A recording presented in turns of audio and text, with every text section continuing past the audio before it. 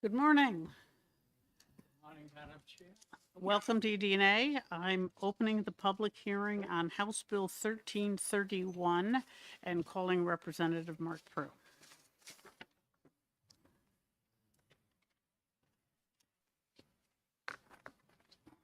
Good morning, Madam Chairman and the rest of the committee. It is nice to be back in EDNA again. This morning, I'm coming with a bill that was requested by one of my constituents who worked with a person who was a dentist in another country. And now that and had practiced there for some time, and now since she immigrated legally to this country, she can't use any of her education. Well, and I take that back a little bit. She is an assistant to a dentist, a dental assistant, and that's about as much as she can do without having to go through the whole dental school again, which is a large chunk of money, but a lot of time. That maybe if we could come up with some kind of program that they can have a special license under the supervision of a licensed dentist to maybe utilize those skills better. And that's why I'm bringing this. And I know you can see the bold in the bill of the change, but I would also like to add dental offices that the dentist signs off on, that they're okay with this person working underneath them. Granted, we would have to vet them and maybe come up with some kind of program. As you know, especially in our state, the shortage of dentists and dental hygienists and all of that whole area is pretty high. We're always looking for more. And it seems like, again, here in New Hampshire, I know there's a national certification board that oversees this, but I would like to see if we can't make it a little bit easier here in New Hampshire for them to be able to expand their abilities and their scope of practice so that our citizens will be better served. There's a gentleman from the dental board, and we're kind of on the same page, and maybe just need to work on this a little bit to come up with something that will be able to be helpful. And with that, I'll end my testimony and take questions. Thank you. Are there any questions for Representative Prue? Representative O'Brien. Thank you, Madam Chair. And Representative Prue, how are you? Good to see you again, brother.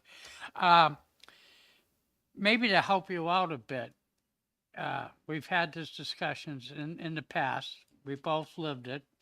And that is with EMTs and reciprocity. Yep. And how that occurs, national standards and stuff. Do you see any correlation here where any of those like particular models? So I They- would think there would be some of that. You have to look at where they're coming from and do they meet our standards or whatever. And I understand the National Dental Board is kind of strict on that, so maybe we need to work on them a little bit. But I'm not sure how we would do that. But yes, reciprocity and our licensing. I know a few years ago I had brought something about dental hygienists. There was a class. There's a school in Worcester that does dental hygiene, and this person lived in New Hampshire, wanted to get licensed in New Hampshire, and her friends went to Massachusetts. They were licensed in like 48 hours. Here in New Hampshire, it was 2 to 3 weeks or even longer before they could get the license, had to jump through a bunch of hoops that down in Massachusetts didn't have to. And I'm like, how did that happen? Usually we're supposed to be easier, but Massachusetts is easier. So all those people that were kind of thinking about coming to New Hampshire went to Massachusetts instead. So I think overall, we need to look at that whole board and their licensing and how we can get more people to come to our state instead of other states. Representative Prue, you may be interested to know that there was a performance audit of the dental board, I believe, 2 years ago now, and they have made significant progress in accelerating their licenses. So Excellent. This problem had been identified by a lot of other people. Representative Lakis? There's a problem, probably after he's done, if there's somebody here from OPLC who could speak on it, I think I'd have a Why, question for yes. them. That might be better. Any other questions for Representative Prue? Thank you. For your testimony. Mr. Osterhaus?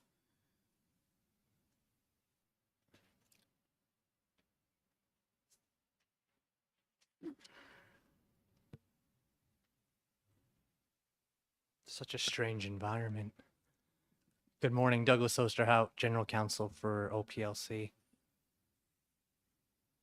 I think you're right, Representative. I think we have made great strides in how fast we can process licenses over the last few years. One of my points today, I have a couple of points on this bill. I think there's a little bit of ambiguity in some of the language. The office doesn't take a position, but there's ambiguity as to terms such as limited license.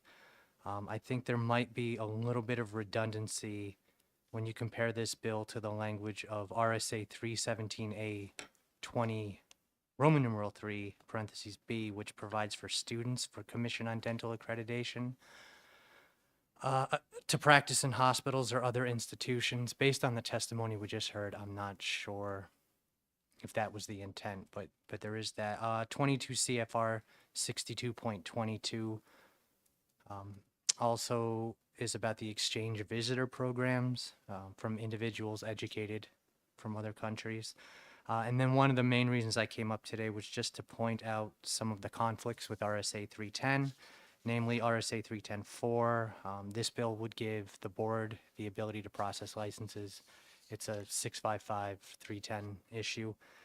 The same with, I do want to point out one of the big steps we made last year was in House Bill 594, which created RSA 310-17. We talk about this bill a lot. I think Representative Lakis alluded to it. It's the reciprocity and endorsement bill that gives the OPLC the authority to draft rules for licensure endorsement in the state. We have interim rules in place. There is I believe, a public. We've submitted an initial proposal for regular rulemaking on PLC 313. And we have a public hearing on March 7th, and then we're trying to hope to get to GLCAR by April. And dentists being a priority were one of the first 13 boards addressed in the interim rule. All right, thank you. Could you say again which RSA describes the limited license opportunities?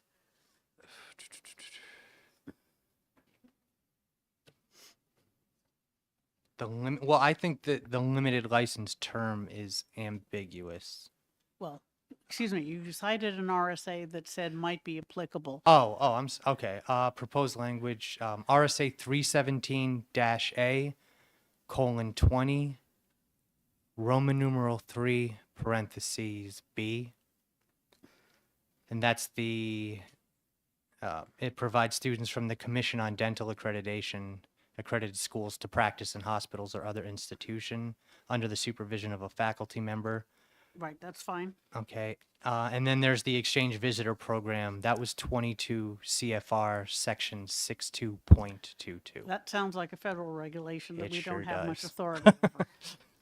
All right, thank you very much. Other questions, Representative Lakis, and then O'Brien, and then Manjaputi. Thank you. So on the proposed rulemaking, two parts. One is anything in there addressing foreign dentists? And also, is there anything in there about dental hygienists?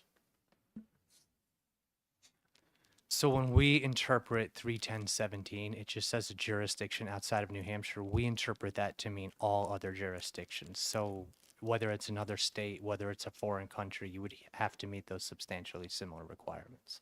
So they might not be specifically addressed, but the requirements would be the same because they're out of state. Dental hygienist, if it's a license type, it would be in the 313s. Okay, thank you. Representative O'Brien? Thank you, Madam Chair. I would like to go on record as a dauntless defender of anybody that goes to our own particular educational to get certified and everything, but I do also support the reciprocity end of it. Can you give me like a ballpark, what your guesstimation would be? I mean, is there a void that needs to be filled with people from another country that are certified to come in to do these type of jobs? And I'm not going to hold you to a particular number. I'm looking again, a ballpark. You know, I think anytime there's a workforce shortage, which we've identified, it's pretty common knowledge. It's nice to get a qualified individual from anywhere we can get them. I also think for this legislation, we have the mechanisms in place because of 31017 where we can do some rule writing and make sure we can get those qualified individuals in the state without necessarily needing additional language. And follow up, if I may, Madam Follow up. Chair. In doing so, would that be up to the particular employer or to the board to determine that? In other words, would they need a sponsor to know that these people are going to have employment in that related field?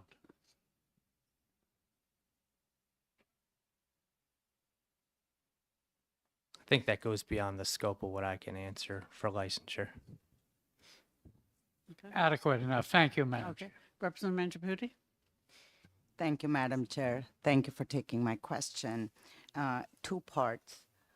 With the licensing, RSA 317-A that you referred to about alternative licensing, does it have two paths, experience as well as education, or it's just experience qualified? I don't have the language in front of me. I would need to have that language before I could answer that adequately. A follow-up? Follow up? I can kind of look at it from the India perspective. The professional education can happen after 12 years of K through 12 and get into med school or dentistry. In this country, you have to have undergrad. So you get short of those 3 years. And that happened to me in my profession. So there are educational evaluation ones.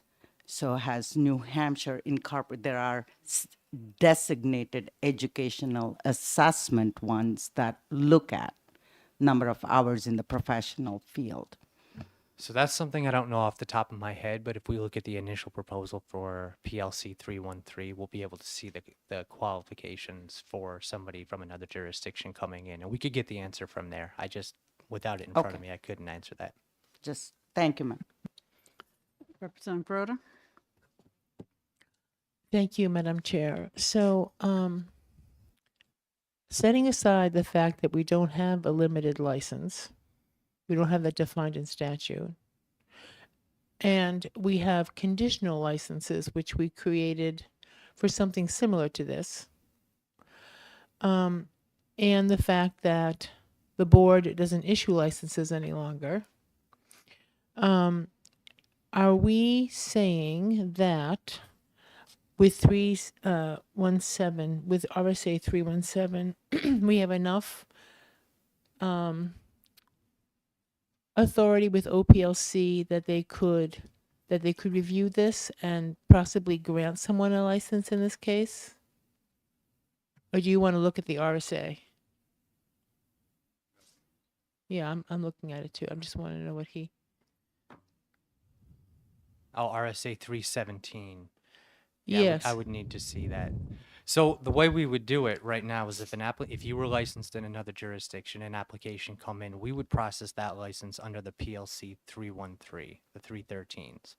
RSA 31017 has notwithstanding language.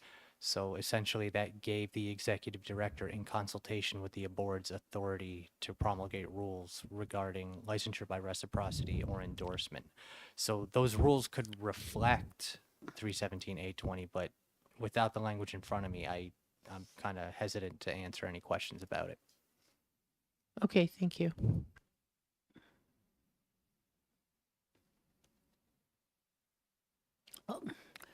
If you are looking at that, I would also consider the exemption for a healthcare charitable trust, because looking at it, it seems to me that such an entity could set up a not-for-profit dental clinic and hire whomever they pleased. And I'd like to have that, have you look at that, if that is in fact the case. I can take a look at it. Okay, thank you. Any other questions? Representative Shuhart, are you asking a question? No, okay. In that case, thank you. And Michael Akorba?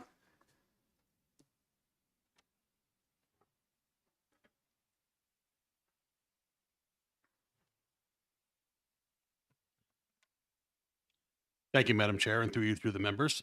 For the record, my name is Michael Auerbach. I'm the Executive Director of the New Hampshire Dental Society. On behalf of our nearly 1,100 member dentists, hygienists, assistants, and office staff, I'm speaking to you today in opposition to HB 1331.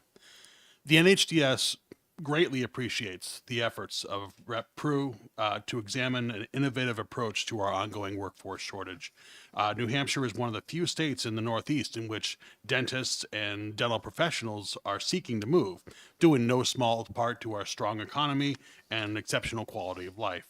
However, according to a number of reports we've received over the last few years, the time it takes for dental professionals to obtain their licenses has made it problematic for dentists and dental professionals to move to the Granite State. Such obstacles only exacerbate the ongoing care shortage and access to care. Some new patients have to wait up to a year to be seen by a dentist due to this workforce shortage. HB 1331, along with many of the other bills that you've just discussed, has promise as an innovative approach. There are a number of issues that this bill, as has previously indicated, there are some issues that impact its viability and effectiveness if it is passed as is. For example, the bill does not provide criteria for the licenses or scope of practice or address the scope of practice issues that has been mentioned. I believe that working together with the OPLC, this body, the Board of Dental Examiners, and oral health stakeholders, these issues can be addressed down the road.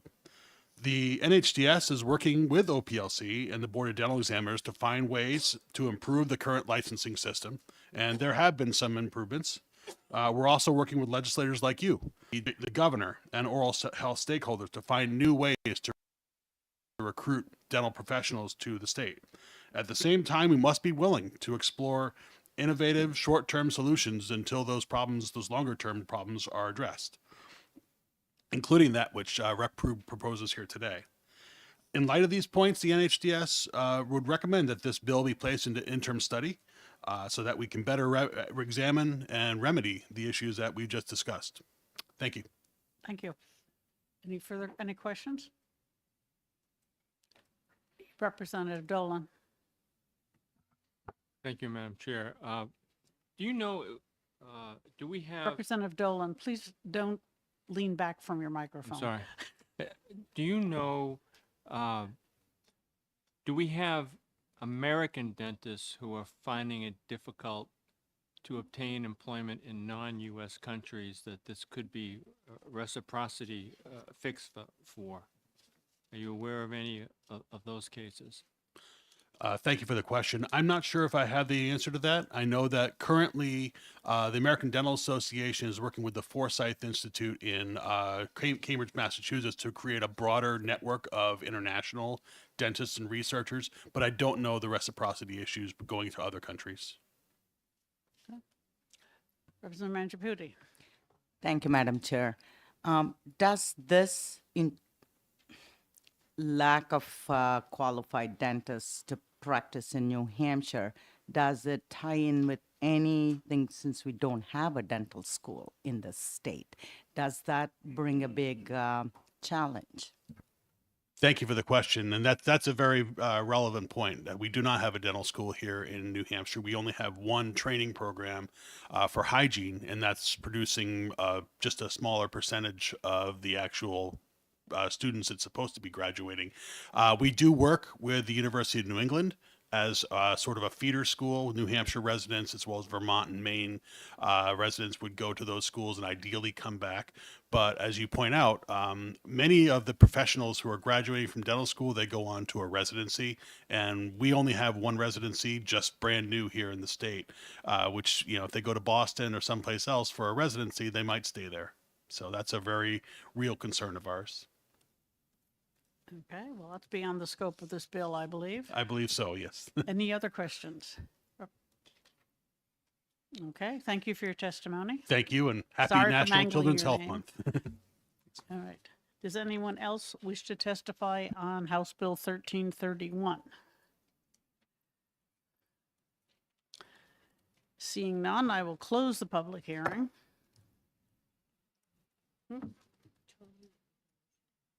Okay.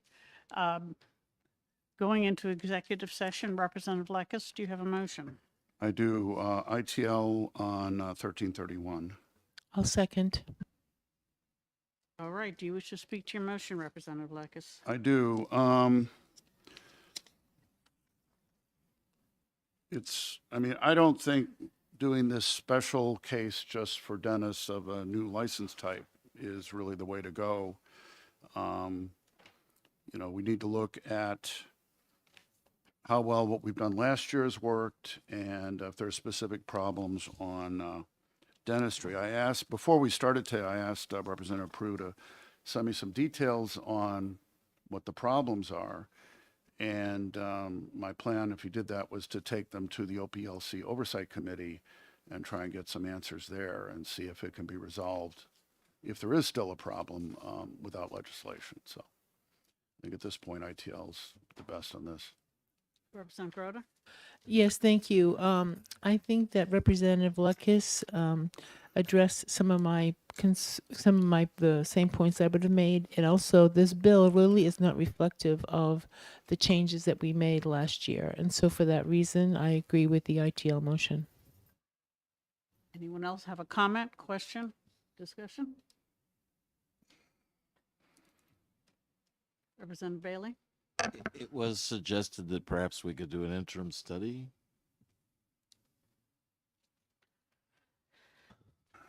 I can, That we could, if we do not vote for the ITL, we can vote for interim study.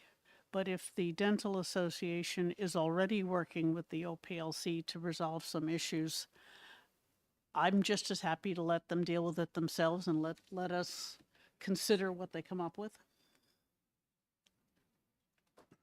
Thank you, Madam Representative Chair. Lekis. and just I agree with that and following on, you know, there is the OPLC Oversight Committee. We can bring it there and raise the issue and kind of keep an eye on how well what we did last year helps to resolve, you know, this problem or the one that led to this bill. Okay. I'd like to say I'd rather not create a new license type for a very narrow slice of applicants. So I'm solid with this. Anyone else? Representative Gould. I agree, Madam Chair, with what you just said, and especially that we have the ability to already employ these people through the other mechanisms described. All right, thank you. Representative Mangiapudi? Thank you, Madam Chair. I agree there is a lot more to international internationally educated individual to be licensed in New Hampshire. So this only focuses on one narrow and I think more deeper issue of how do we include or welcome other outside educators, different paths would be a more prudent one. And for that, I think I agree with the ITL. Thank you. All right, thank you. Anyone else, Representative Schmidt? Thank you, Madam Chair. And we can look at these issues without a vehicle as our, without this bill as a vehicle. So I'm going to vote for the ITL as well. All right, so the motion is inexpedient to legislate by Representative Blackus, and the clerk can call the roll. Representative Simon. Yes. Representative Lakis. Yes. Representative Bailey. Yes. Representative Dolan. Representative Gerhard. Yes. Clerk votes yes. Representative Grota. Yes. Representative Schmidt. Yes. Representative Schuett. Yes. Representative O'Brien. Yes. Representative Davis. Yes. Representative Gould. Yes. Representative Smith. Yes. Representative Mangiaputi. Sorry, yes. And the chair. Yes. 15 yeas, 0 nay. All right, the motion passes 15-0. Is there any objection to consent? Seeing none, we'll put that on consent. And Representative Blackus, I'd like to have the committee report prior to the caucus tomorrow morning.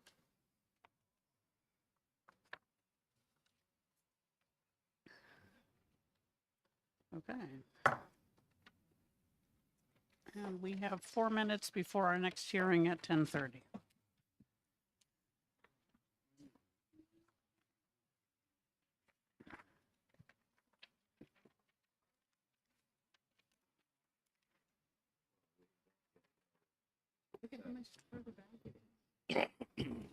So much room. Sure. My chair sits differently. Which prefers me the other Perhaps way. you've lost some weight.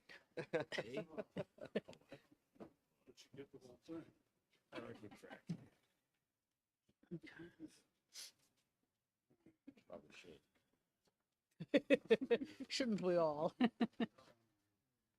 Definitely not my college. I prefer to use the units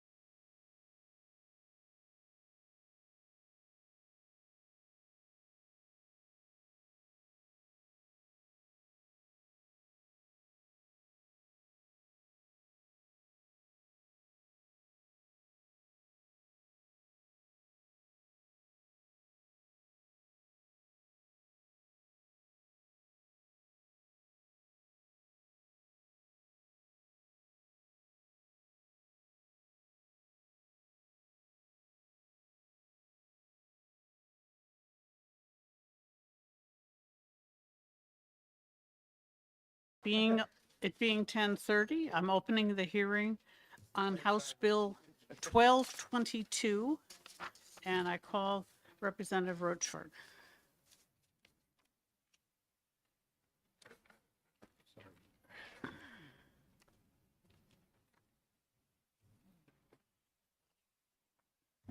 Thank you, Madam Chair, members of the committee. My name is David Rochford. I'm representing Grafton 1 in the beautiful town of Littleton, New Hampshire. And I come to you with a Bill HB 1222. And let me grab, I think I might have handed out my notes to somebody. Oh, here we go. So first thing I want to do is clarify a couple things that I know have been swirling around that have caused some consternation and some worry. And I just want to kind of set the record straight here. One thing that HB 1222 does, if you look at the act, the title, it's relative to physician assistant scope of practice. And one of the things, if you read the bill, it doesn't really change the scope of practice. Physicians assistants will still be doing what they do now. They won't be doing anything more than what they do now, and certainly won't be practicing outside of what their current training in. So what we really do when you boil the bill down is it focuses really on the record keeping required for physicians assistants to do that. The other thing that's been circling around that I want to clarify is this bill 100% came from one of my constituents who happens to be a physician's assistant. You have a letter there from her. She would have gladly come to this meeting and testified. But the important thing to realize is that she's booked out 2 months ahead of time. So if she were to cancel her meetings or appointments, she's in such demand, and there's such a shortage of primary care providers in the North Country, everywhere, in fact, it would have set her back 2 months, and she would have had to take these people who need her and told them to come back in 2 months. So she wishes she was here. She sent in a letter. I distributed that letter for her so you can see. The other thing that, the third thing before we kind of get into more of my testimony is we also are asking for an amendment as we have submitted the bill. My co-sponsor has been very helpful in that, and that has been emailed to you. I forgot to get the copies to submit to House Committee Services to circulate. Despite all the other things I gave you to circulate, that was not one of them. But if you check your email, you'll see that it's Amendment 2025-0454H. It has been circulated. I think, did we get a copy? We've got some copies, I think. Ms. Clayman is going to bring out hard copies to distribute to the committee. So at the crux of the amendment, it really defines what collaboration is and redefines it. And the definition on the books right now, collaboration means a physician's assistant's consultation with or referral to an appropriate physician or other healthcare professional. This then changes that to collaboration means a physician's assistant consultation with or referral to the appropriate member of the healthcare team. When in reality, it's really that's who physician's assistants should be referring to if there's a question of consultation. It should be the most appropriate member of the healthcare team, and that may not be a physician. Which I'm going to get into a little bit further. The other thing that the amendment does is if you look down on there, page 1, lines 19 through 24, it really defines the criteria of licensure for those traveling physicians or physicians working within the VA medical system.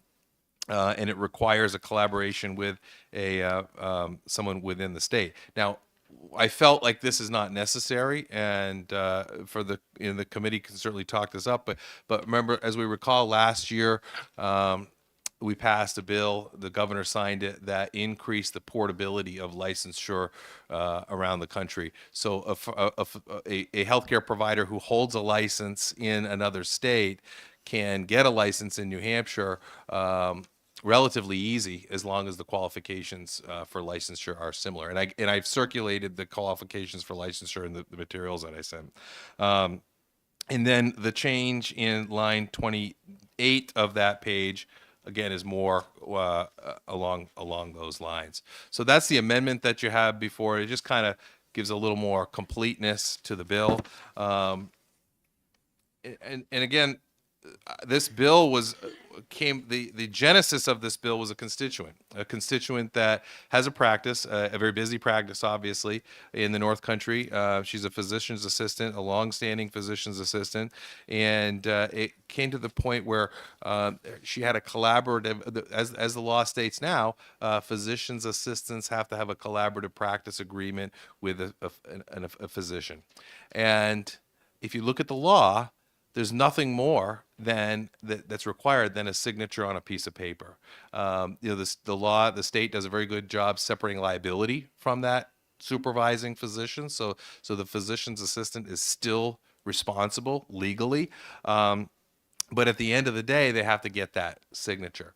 And it sounds simple that we have a signature, but in many cases, this signature, just putting a name on a piece of paper, is costing $1,000 a month, upwards of $1,000 a month, just to put a name on a piece of paper, to accommodate the law, for physicians' assistants to do what they're trained to do, for them to take the legal liability, completely take the legal liability. But we have this little part of our law that says a signature has to be on a piece of paper. So this removes that. This allows physicians' assistants to practice within their scope, to practice within their training, to see patients, and to see to treat members of the community. And that's of a particular concern and urgency right now because there's a drastic shortage of primary care providers. It wasn't only a year and a half ago where we saw headlines where the largest healthcare system in the state of New Hampshire was no longer taking primary care patients. They were maxed out. They were full. They didn't have enough providers to take care of the people. In this area, without mentioning names, I mean, it treats a lot of people in the state of New Hampshire. So we've talked about, I've circulated some information about training. I looked at in the concern, do they have adequate training to do this? Again, this is just removing a signature on a piece of paper. The state already says they have adequate training.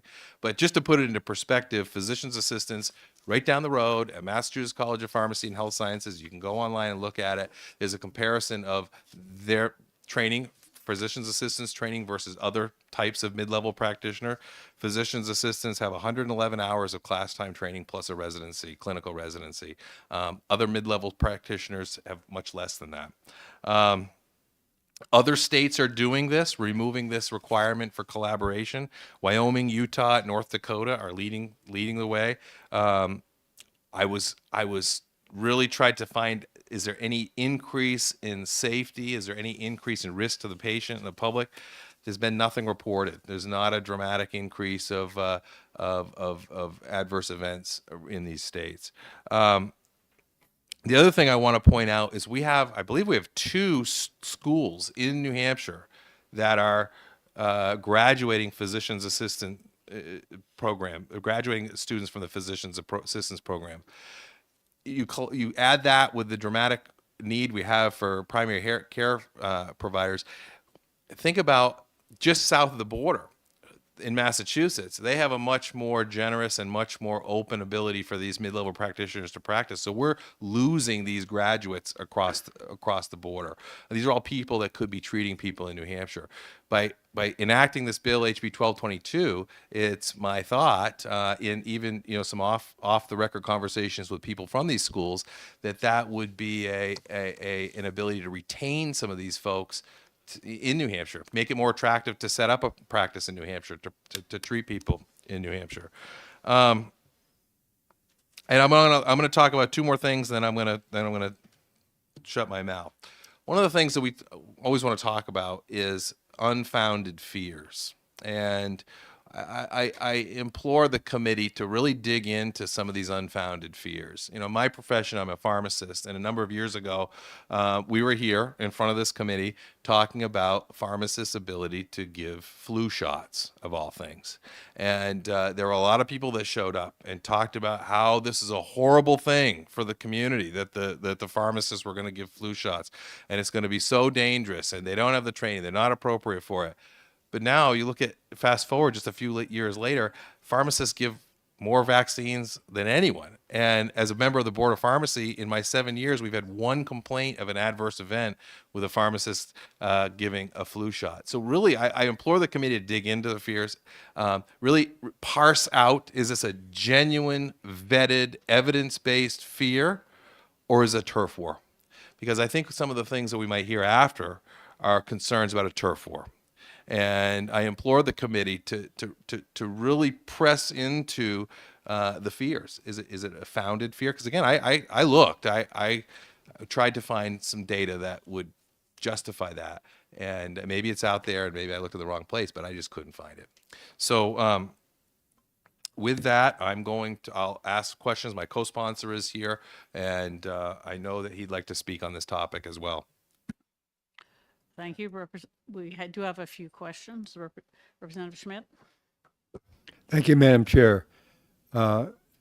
First question, Dr. Oshford, is where does that up to $1,000 a month, where does that go? Well, so this came to me from a person who is close to this. You know, they're close to the physician's assistant. In this particular circumstance, this was a physician located in Pennsylvania, but through the compact licensing agreements that we have with other states, the physician in Pennsylvania could obtain a license in New Hampshire. So therefore, they could qualify under the law that they did that. And to my knowledge, this was a revenue source for this individual, kind of a unique business model. So that's how it was relayed to me. Thank you. Follow up. Follow up. So, as you know, advanced nurse practitioners are doing a lot of medical work in New Hampshire already. Would you say that physician's assistants are very comparably trained with advanced nurse ARPNs with regard to their usefulness in the thing? I've been treated by ARPNs on a number of occasions. Great results. They knew exactly what they were doing. I got exactly the treatment I needed and so forth. So I'm fine with that, especially since we have a need. How are the physician's assistants, whom I've also experienced several times, how are they in terms of training? Comparable? Yes, thank you for the question. So like you, I'm a big supporter of physicians, nurse practitioners. My daughter's a nurse. My wife's primary care provider is a nurse practitioner. My wife actually has a complex heart condition that the nurse practitioner handles quite adequately. You know, I think it's important to realize what physician's assistants are doing now in this state. My middle daughter, the first day of school, her freshman year, she trained all summer long for soccer to try out for the varsity soccer team. Her first day of school, her freshman year, she broke her foot. And we went to the orthopedic center. We never saw a physician, but we saw a physician's assistant. And this physician assistant really put a very good personalized care plan together. We saw her every week. We had some therapy, all coordinated by the physician's assistant. You know, my daughter wasn't supposed to be able to get back on her foot, load bearing, until Thanksgiving. Through the care that she got from the physician's assistant, she played in the last soccer game of the year, which is a playoff game. So, you know, as far as care goes, I personally I do trust my family to care of both nurse practitioners and physician's assistants. You know, one of the things that I gave you, and I'm not putting down nurse practitioners. Again, my daughter's a nurse, but you know, when you start looking at the data and you start looking at really founded fears versus unfounded fears. One of the things that we brought up is, and you have this, while nurse practitioners may obtain 500 to 700 hours of experience in clinical learning about diagnostic techniques, common medical procedures, and case managers, physician's assistants are required to spend almost 2,000 hours in clinical environment prior to licensing. So, I mean, there's not the training model is different. Actually, in fact, the training model for physician's assistants mimics, as I understand, physicians. So I think that we're, again, going back to personally, I would personally, feel very comfortable with either mid-level practitioner for treatment with my family. Representative Schuett? Thank you, Madam Chair. I see the language, particularly in the amendment, talks about previously the part that's scratched out says appropriate physician for referral. And it just changes the language to the appropriate member of the healthcare team. But I don't see any definition of what that appropriate refers to. Well, I think I'd go back to the original scratched out part. I mean, appropriate is in the law now. So that is defined in the law. And I would imagine that, and again, I'm imagining that it's probably, these practitioners, these licensed individuals report to licensing boards, and the licensing boards examine standard of care and what's appropriate for practice. It's not defined in law, I believe, in this case, but I think it's referred back to the licensing boards, the jury of their peers, if they will, to determine what's appropriate and what's not. And if you look at that, the changing from appropriate physician or other healthcare professional to the appropriate member of the healthcare team really reflects the evolution that we've experienced in healthcare over the last 30 or 40 years. For instance, my own profession as a pharmacist, if we're dosing, if a provider, be it a physician's assistant or even a physician, needs to dose, and I apologize for the technical terms, but an aminoglycoside antibiotic, the appropriate member of the healthcare team to figure out the dosing of that isn't a physician. It would be a pharmacist, a clinical pharmacist in that point. Yeah, absolutely. And my co-sponsor can add to that. I'd like to pick up on that. I'm Representative Jess Edwards, representing Rockingham District 31. I'm happy to be a co-sponsor of this bill.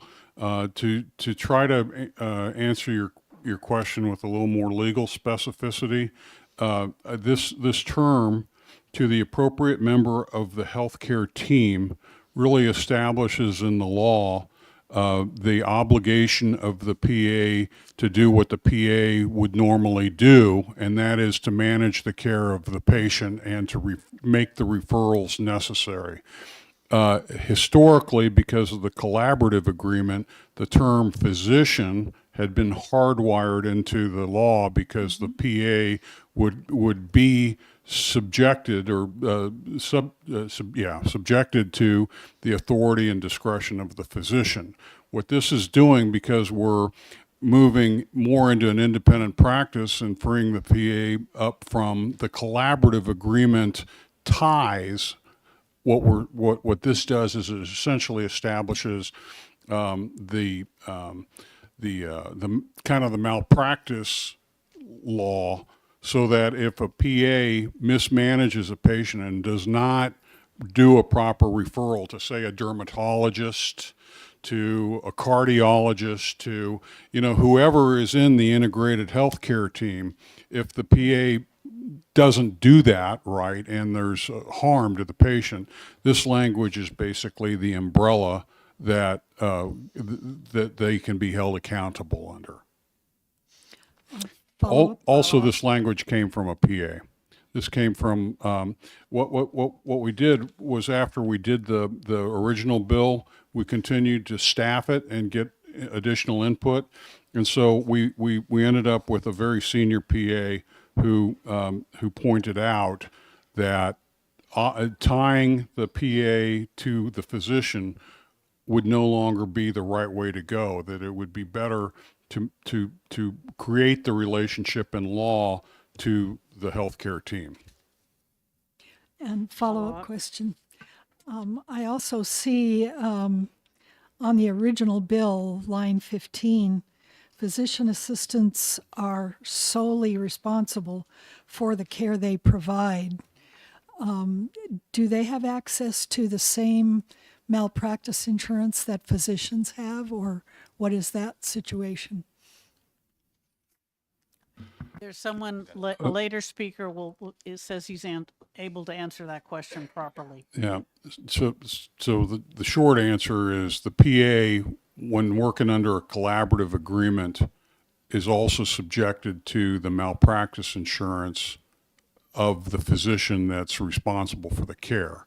Because we're reestablishing the relationship, the PA would need to go obtain their own full malpractice insurance. What the big concept here is that since nurse practitioners and PAs were established in the late 60s, early 70s, they have sort of developed on parallel paths, and in different states, the autonomy of one relative to the other has varied. Like in Nebraska, physician assistants were extremely autonomous rather quickly because of the rural nature of Nebraska and the needs there. And nurse practitioners tended to stay in the heavy clinical environments, like the medical centers. And so the characteristics between these two professions varies by the culture of the state.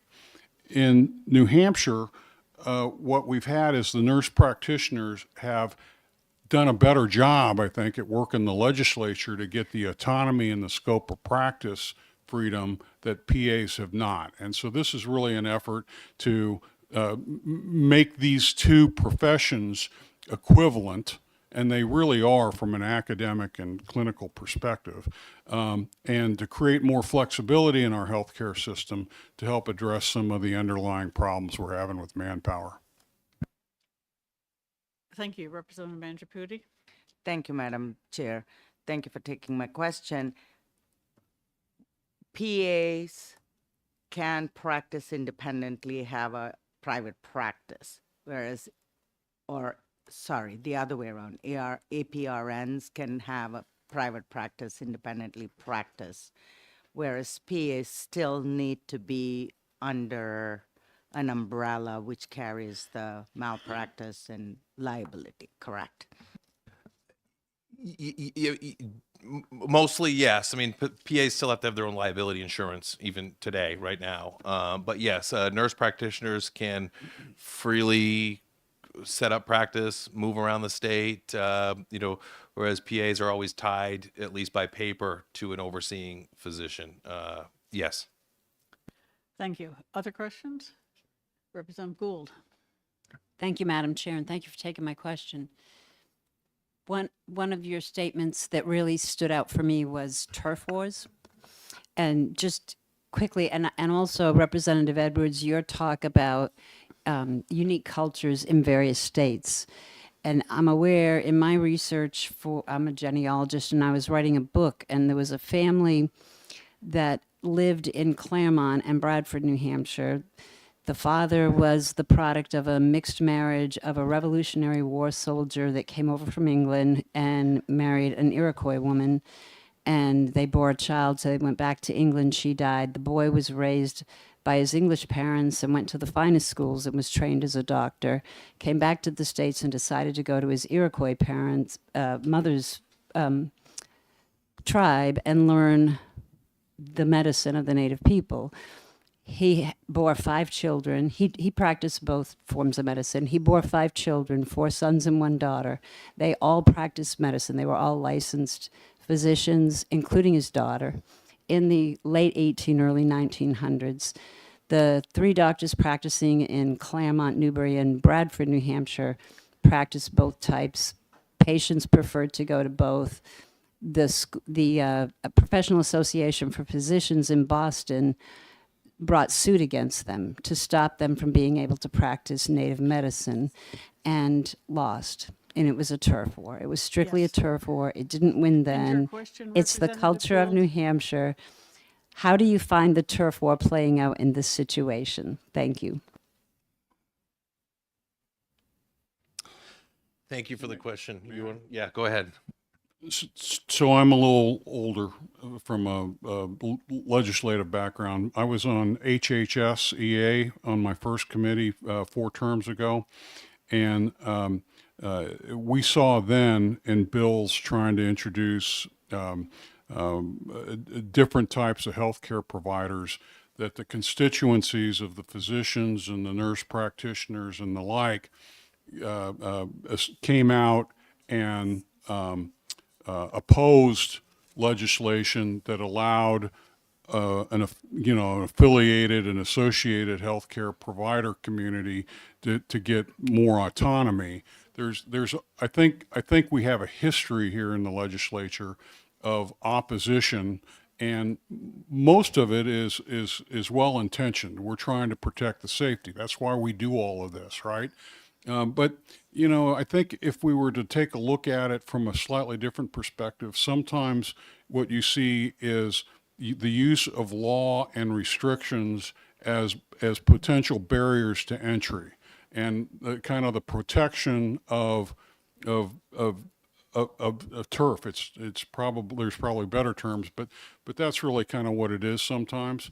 And I don't know who's going to oppose this bill, and I don't We have want other to. speakers that are going to present Yeah, testimony in opposition. yeah, but I do think it's time for us to make equivalent healthcare professions equivalent functionally in law, so that we can increase the flexibility in our healthcare system to meet some of our needs. Thank you, and thank you, Madam Chair. Representative Gerhardt? Thank you, Madam Chair. Is it possible for the public to know about complaints filed against physician assistants as well as doctors? Are they on the equal par with the knowledge of, you know what I mean? Is there an easy ability to look up adverse customer complaints, as it were? Yeah, that would be a question for the Board of Medicine. That's where that lies. And I know that I'm on a different board. We have a different way, as you know. There's been some questions on how those are handled over there. So I don't have an answer for you on that. I don't know the answer to that. Thank you. Representative Blackus? Just Mr. Osterhaus indicated he can answer that. So.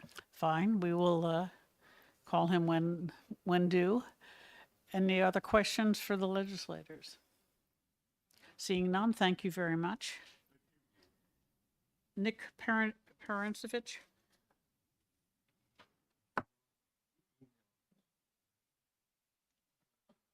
Email me, and I'm sure email.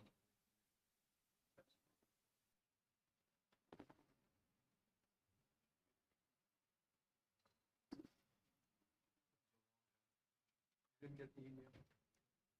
I don't recall it specifically in regard to this bill. No, you have to turn the mic on. How's that? Okay. Much better. Thank you. My name is Nick Parancevich. I'm retired, semi-retired general and vascular surgeon, practiced in Concord for 25 some years. I still interact with medical students at Dartmouth. I teach pretty much every other day in Concord and up in Lebanon, and I also interact a lot with PAs and nurse practitioners, at least in Concord. I'm a surgeon, so the students I'm teaching are Dartmouth students who are in their 3rd year of taking their core rotation. So they come to Concord. They've been coming to Concord for about 14 years. And it's mostly didactic teaching, bedside teaching, but to make it happen, I deal with PAs and I deal with nurse practitioners who work within the hospital setting. And prior to that, when I quit operating in 2013, for a good decade, I had nurse practitioners and PAs, mostly PAs, working on the surgical service. They are both invaluable resources. It was mentioned by the sponsors, and I learned a lot from the sponsors. I thought both their presentations were excellent. I've learned that they are really incredibly important. Yes, PAs got started at about 1965. It was Duke Medical Center, I guess the hospital, maybe the med school, created the idea. And for over 50 years, we've had PAs in the state, and there's no question they do an amazing job. When I do my job now, I'm contacting them always, trying to find the best patients for teaching. I get more information from that than I get from my former surgical colleagues, beyond a doubt. I'm opposed to this bill mainly because I don't want to restrict what they do, because what they do is terrific. And I'm not worried about them going into an operating room and starting their own operating rooms. I don't think that's going to happen. I don't think they want that to happen. By the way, the most popular PA, when PAs decide what area of medicine they're going into, the most popular one is surgery. And the fact that I get to interact with them, I understand they're a pretty happy group despite being on night call and so forth. The main reason I'm opposing this is from another part of my past history. So in 2020, in 2000, I was president of medical staff at Concord Hospital, and there were some things that we wanted to do from the standpoint of self-help for doctors that we needed cleared with the Board of Medicine. And let's put it this way, it took me about 17 years to get off the Board of Medicine. I went off in 2019. So I had various jobs there, member of the board, medical of the former medical review subcommittee. For about 25 years, we've had a physician investigator. That disappeared with the medical review subcommittee last summer. But I got to see how the board worked. And one of the representatives asked a question, can you know, just recently, can you know about complaints against PAs? And the answer is any complaint, claim, or lawsuit, whether it's a PA or an MD. The Board of Medicine is MDs, DOs, who we consider in this state the same, and physicians' assistants. And they've been there for 50 years with the DOs and the MDs. And the main reason that is because they've always had a supervising, that was the term, physician and a collaborative physician. It wasn't a team at that point, it was an individual name. It still is, as far as I know. Again, I went off the board in 2019, 4 or 5 years ago. So when complaints came in, they often had the PA's name. Sometimes the supervising physician wasn't there. Lawsuits were a little more sophisticated. An attorney would dig up and find out from the board who the supervising physicians was, so that claim or lawsuit often had both names on it. And then an investigation would happen. And that complaint, lawsuit, and information that the board got didn't go public, that there was a complaint in, but it did go public if there was ever discipline of any kind. So there's plenty of information from the board about what went to discipline. If a complaint or a lawsuit was a settlement happened, let's say it was a hospital PA with a supervising physician, that didn't go to the board at all. And I don't think still does, but may in the future. Some states do require settlement information to go. So all those years I was on the board, and there was always a PA member on the board, and there still is, we would hunt down the supervising physician to get their response. And sometimes that supervising physician knew nothing about the complaint. They weren't around. They were out of town. And the alternate might have been out of town too. But that group that physician worked for, and it was usually a group, someone stood up and you could look at the records and see that there was someone on call who took over. So the typical example of that was if you go to any emergency room in this state, you're going to often see a PA, more than a nurse practitioner. And that PA, when that patient was interacted with, you could dig out and see who was in that emergency room as an MD or DO. So that name came up, and that name came up to be reviewed by the board when an investigation happened, and that's the name that the malpractice attorneys would dig up. So that's the system that we have now. So hearing this today, it sounds like I'm not sure there's going to be a name there. There's going to be a team there, and then how does that happen? And yes, I know that PAs have their own malpractice, but if you're a malpractice attorney and you think something bad's happened, you want to have that physician's name on it because they have the deeper pocket. And if that physician disappears, if that's what this committee is going to do, make it a collaborative thing without a name, I suspect the PA's malpractice insurance will go way up, I would suspect. I don't know. Or do they really need to be at the Board of Medicine? The main reason they've been on the Board of Medicine for 50 years is they've had the habit of supervising in an alternative physician. So if we're not going to have a name there, I guess Pennsylvania, $1,000 to get your name there. It's a business. I never saw that happen in my 17 years. There weren't PAs complaining that they had to pay $1,000 to get a name on there, particularly from another state. How do you supervise from another state? I don't understand that. So I've learned a lot, but I worry a lot. And I think if this passes, maybe the PAs need their own board. That may be the answer, because the Board of Medicine would have no role anymore if you don't have to have a PA or a alternate physician. Any questions for me? Thank you. Representative I Simon has a love question. working with them and nurse practitioners. Nurse practitioners in an outpatient setting are kind of a different animal, but that's not the subject today. Thank you, Madam Chair. You had mentioned that you thought maybe physician's assistants would need their own board if something like this were to go through. I would hope. Do nurse practitioners have their own board? Under the Board of Nursing, yes. Okay. So they're all under the Board of Nursing, and I don't know if they're separate categories. At the time I left in 2019, there was not. It was all gone to Board of Nursing. So if there was any complaint, whether it was a nurse practitioner, advanced nurse practitioner, a plain nurse, it all went to the Board of Nursing. And they had a very different structure than we did. We had this huge investigative committee, which they never had. Thank you. Other questions? Thank you for your testimony. Oh, Representative Mangiaputi, sorry. Thank you, Madam Chair. Quickly, in terms of medical board, who are under medical board? PAs?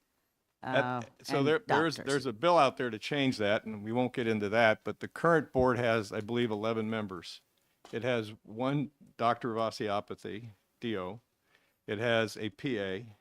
It has 3 public members. I think they've had trouble for many years getting 3, but that's what's officiated, 3 public members. Then there's a designee of the Commissioner of Health and Human Services, who's usually a physician working in that department who sits on the board. And then the rest are MDs, basically. And the MDs on the Board of Medicine don't have to be in different specialties. They can be in the same specialty. When the Medical Review Subcommittee, which started in the mid-'80s and ended this year, that was about 11 or 12 people, and it was also very specifically picked for specialties that we had the most complaints and lawsuits and claims about, so we could do our own investigation without extra expense to the state. All right, thank you. Thank you for your testimony. Thank you. David Cuzzy?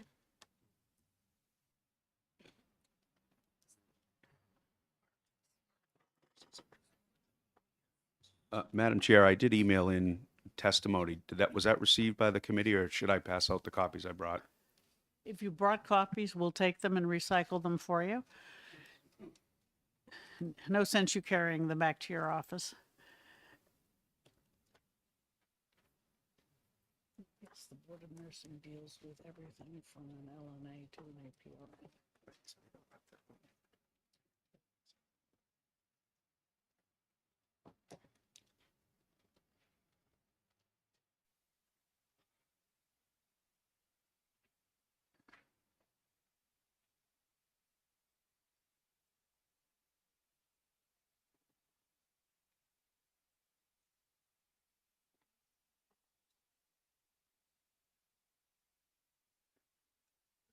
Thank you, Madam Chair, members of the committee. For the record, my name is David Cuzzy with Prospect Hill Strategies, here this morning on behalf of the New Hampshire Society of Physician Assistants, also known as NISPA.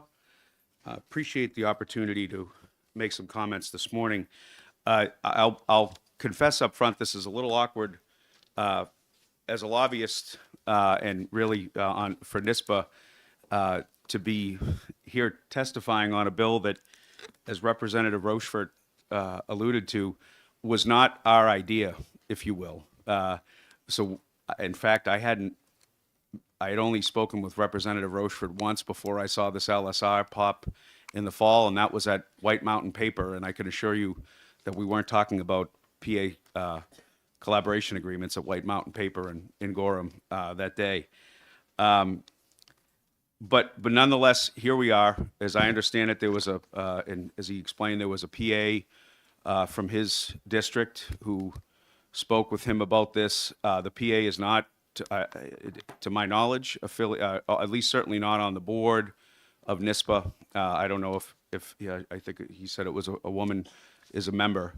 And so we haven't lobbied on this bill, but nonetheless, we're having the discussion, and here we are today, Madam Chair, and I'm happy to provide some comments, which I think may clarify some of what you heard earlier. So there are over 1,000 PAs here in New Hampshire. They work in every healthcare setting, and I think you've heard that. If it's in primary care, emergency rooms, surgical centers, and every specialty and subspecialty that you can imagine. And there are 2 PA schools, one at the Mass College of Pharmacy, the other at Franklin Pierce University. If I may, Madam Chair, just a brief history on maybe some of the legislative and regulatory evolution of PA practice, a scope of practice. So as the previous speaker alluded to, when this profession started, I think, and this is where the name came from, physician assistant, and it's now become a misnomer, they were assistants to physicians. And so they were supervised, and that's, I think, where that term came from. But as time has gone on, and I think we all in this room have seen, PAs are not supervised anymore in a modern healthcare setting. It's not like they're a new server at a restaurant where you have the manager following that new server around everywhere they go. That's just not how it works. They practice independently. They see patients without anyone looking over their shoulder. They direct care, they prescribe meds, et cetera, without any supervision. We changed, and to reflect the reality of modern healthcare teams, this committee worked on a bill two years ago. It was Senate Bill 228. Many of you were on the committee at that time. Some of you weren't, but the brief history was the goal of that bill, and that was supported, and we appreciated that, by the Medical Society, because it really was just designed to make sure our statutes and now our regulations with the revised Med 600 rules reflected reality, the reality of modern healthcare teams, and we heard a little bit about that prior. So the law removed the term supervisory or supervisor. It took that concept out of statute and out of regulations because PAs are not supervised. And it changed, and so we heard the reference to the RSP, this responsible supervisory physician form. That was just a piece of paper that a physician had to sign and at the time send into OPLC where it sat in a file cabinet. So the thought was we don't really, that terminology is unnecessary. So what Senate Bill 228 did was it said it's really a collaboration agreement because all members of a healthcare team collaborate with one another. As you heard the previous speaker said, he's a physician. He would often collaborate with PAs when appropriate. And that's the training. It's also the ethics involved in those who practice medicine is you always get help. You always ask questions. And so that could be a PA to a respiratory therapist. It could be a PA to a physician.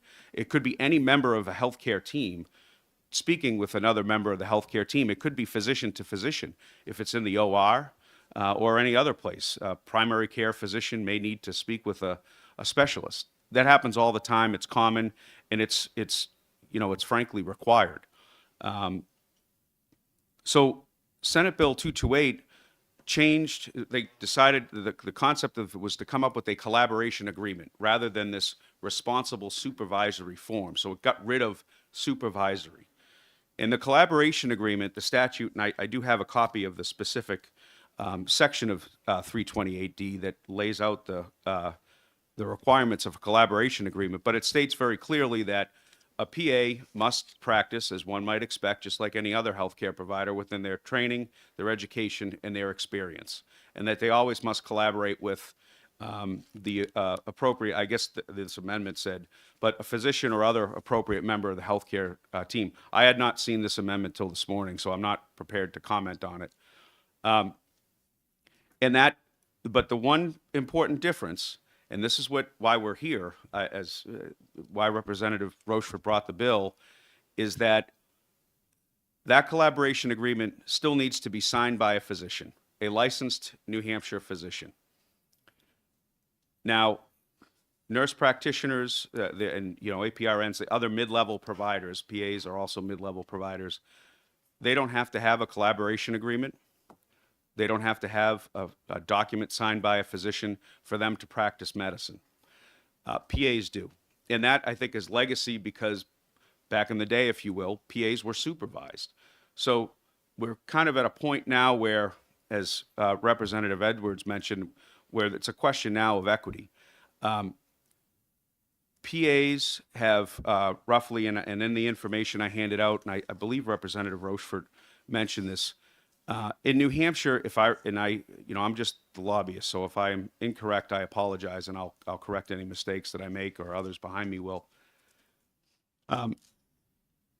NPs after 600 clinical hours can begin practicing medicine, and in theory they can hang their own shingle and begin their own primary care practice or whatnot. I don't know that really happens very often at all, but it could.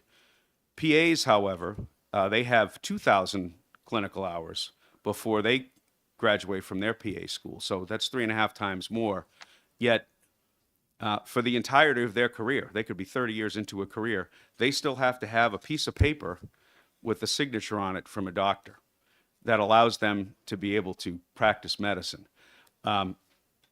And again,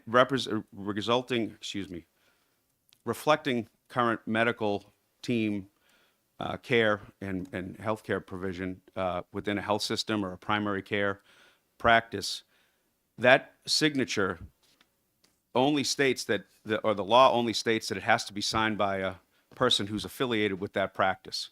So these folks, these doctors can sign this. It could be a doctor up in Lebanon at Dartmouth-Hitchcock signing a bunch of these collaboration agreements for PAs who work all over the state. The PA may never see that person before or after that document is signed. But the law says that they have to be, when they're practicing, there has to be a physician part of that team who is also available, either in person or by electronic means for consultation. So it can be, and that's how a real team functions. So it's really just a piece of paper. That doctor, I think a previous speaker said, that doctor could be in Aruba on a beach. You sign that piece of paper, but the PA can't be practicing medicine unless there is a physician available for consultation. The law says they have to consult, and that's reasonable. The law wouldn't even need to say that. It happens all the time anyways. So we heard a prior speaker. I think a lot of the reasons why, and I shouldn't attribute any remarks to anyone. As I understand it, physicians are paid, get extra compensation for signing a collaboration agreement for a PA, like for their employer. The employer goes, hey, can you sign this? But they might be paid, they are likely paid several $1,000s more a year just by putting the signature on that document. That's just, I would respectfully suggest one could say maybe money for nothing. We heard, now that's not all practices. As I understand it, maybe Convenient MD, they don't pay their docs extra to sign. Yes, ma'am. So on the issue of malpractice insurance, we heard that come up. I think one of the reasons why doctors are paid more is because now that does subject them to lawsuit because now their name is on this collaboration agreement. What Senate Bill 228 did was it made clear that a doctor is not liable for the care that a PA provides solely because their name is on that collaboration agreement. So that doctor who signed that collaboration agreement who's in Aruba, of course, had nothing to do with the care of the patient that is maybe bringing some sort of an action. Now, that doesn't mean they still can't be included in the lawsuit, but now there's some protection. Of course, if that doctor was present there, or any doctor, any member of the healthcare team, to your question, provided care of any kind, or, I would think maybe is in the building, of course, they're going to be wrapped up in that lawsuit. That doesn't change.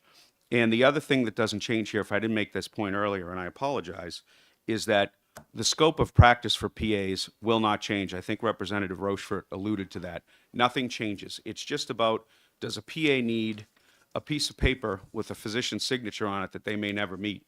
The situation described with the Pennsylvania physician there, that's a compact doctor. And as I understand it, physician assistants who can own their own practices, but they still need to have this piece of paper signed. There are physicians who are in compact states who will sign these, and they charge not $1,000. It can be up to $1,000 a month. That That was these the number given to us, is 1,000 a month. Yes, and so, this is what I've been told by through NISPA.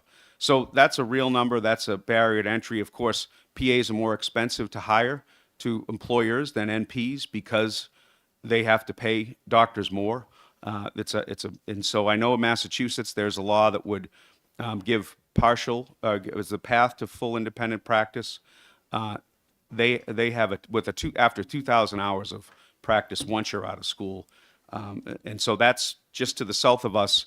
And of course, we all know that that's really where the drain is for a lot of the healthcare professionals is to Massachusetts. And I apologize for going over my time, Madam Chair, and I'm happy to take questions. Representative Broda has a question. Thank you. So this collaboration agreement, do we have, can we get a copy of that? Is that a uniform document? It is not a uniform document. The law specifically says, here's what it must say, and I if with the chair's indulgence, I could read it, but I believe it's 328D. We can find it up. We can look it up ourselves. But Okay. there are stipulated, it does have it's someplace defined what this piece of paper says, correct? Yes, it must say, and I don't mean to be trite, Madam Chair, but I guess it's really a name, rank, and serial number. And then employers or the parties who are signing this document can add as much as they want to it, but the law says it must say these things, and then it's kept on file at the place of employment. So it no longer even goes to the Board of Medicine, but it must be produced on demand if there were an investigation by the Board of Medicine, as the prior speaker had laid So out. could you please quote the RSA? So you said it so quickly, I didn't hear it. Yeah, let me just, I have it here in front of me, and I want to give it the right. It's RSA 328D:3-B. Thank you. Thank you. Thank you. Other questions?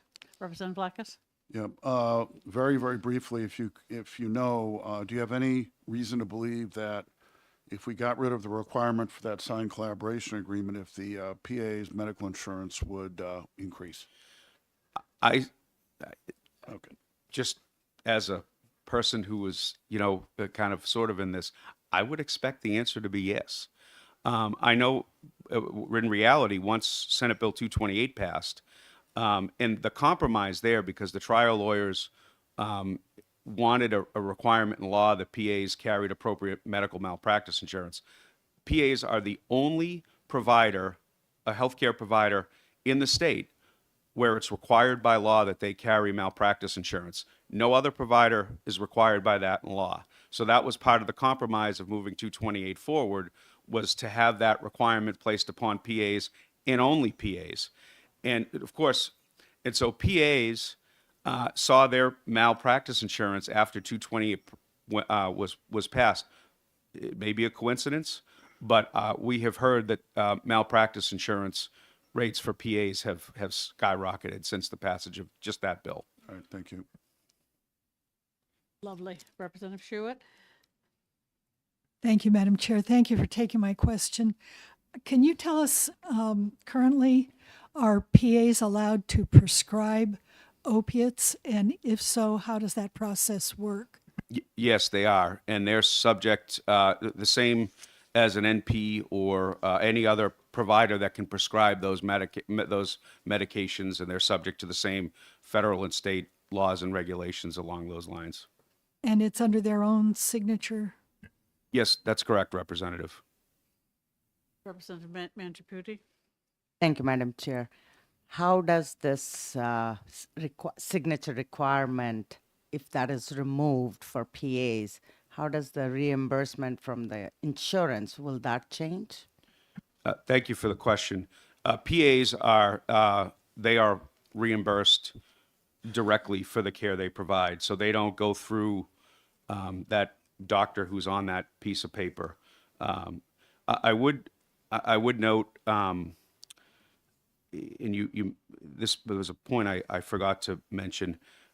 If there was one change, and I haven't really had a chance to look at the amendment, if there was one change the PAs would suggest to this bill, if, again, a bill that was not brought forth at our request, is that we think it's responsible that there should be a collaboration agreement for a period of time once a PA comes out of school and begins to practice. Or I would say not, regardless of their age. I mean, a lot of times they're younger, in their early 20s, but we think a period of time with a collaboration agreement would be appropriate.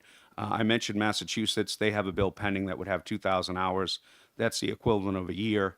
Again, no other provider would have that requirement, but but PAs feel like it would be responsible to have maybe a 2,000 hour requirement with a collaboration agreement, and then after the 2,000 hours, that collaboration agreement would no longer be necessary. Thank you. Representative Grota has a question. Yes, I just read that statute, and it does say that the collaboration agreement means that the physician is available for any type of question that the physician assistant may have. And you didn't mention that in your description. So it does provide on a consistent basis the availability of that physician, which I think needs to be pointed out. Is that correct? You're correct. And if I was attempting to actually make that point, if I didn't clearly, then I apologize. And that's a very important point, Representative, to raise, and I apologize for not making it clearer. Thank you. The point I was trying to make was it doesn't have to be the doctor that signs that collaboration agreement who is available either in person or electronically. It has to be a member of the healthcare team on which that PA works, performs, practices medicine. So there does have to be a physician available either in person or electronically for consultation whenever a PA is practicing medicine, and that is set forth in the statute that you mentioned. And if I wasn't clear again, I apologize. Representative Simon. Thank you, Madam Chair. Thank you for taking my question. I'm just trying to parse out the discrepancy between nurse practitioners and physician's assistants. You had mentioned in your testimony development over time. Physician's assistant had actually been an assistant to a physician, so this kind of collaboration agreement would make sense because the physician was actually responsible to oversee the work of the physician's assistants at that time, I would assume, and make sure that they're doing their work appropriately. We're talking about whether we have a need for this collaboration agreement for a physician's assistant still or not in its current form. I guess my question, what I'm trying to figure out is there a difference in the scope of practice substantial enough that a nurse practitioner doesn't need this? And there doesn't seem to be a concern of instituting one even for a year for them, but we still need to maintain it for a physician's assistant. Do we have any kind of data that would demonstrate increased safety for patient care that results from these agreements, these collaborative agreements between a physician assistant and the physician? I guess, yeah, I'm just trying to kind of parse that out. Could you help me? Thank you for the question. So I believe the short answer to your question is no. The NPs, there was a time when NPs had to have the equivalent of a supervisory agreement or collaboration agreement, as we say now.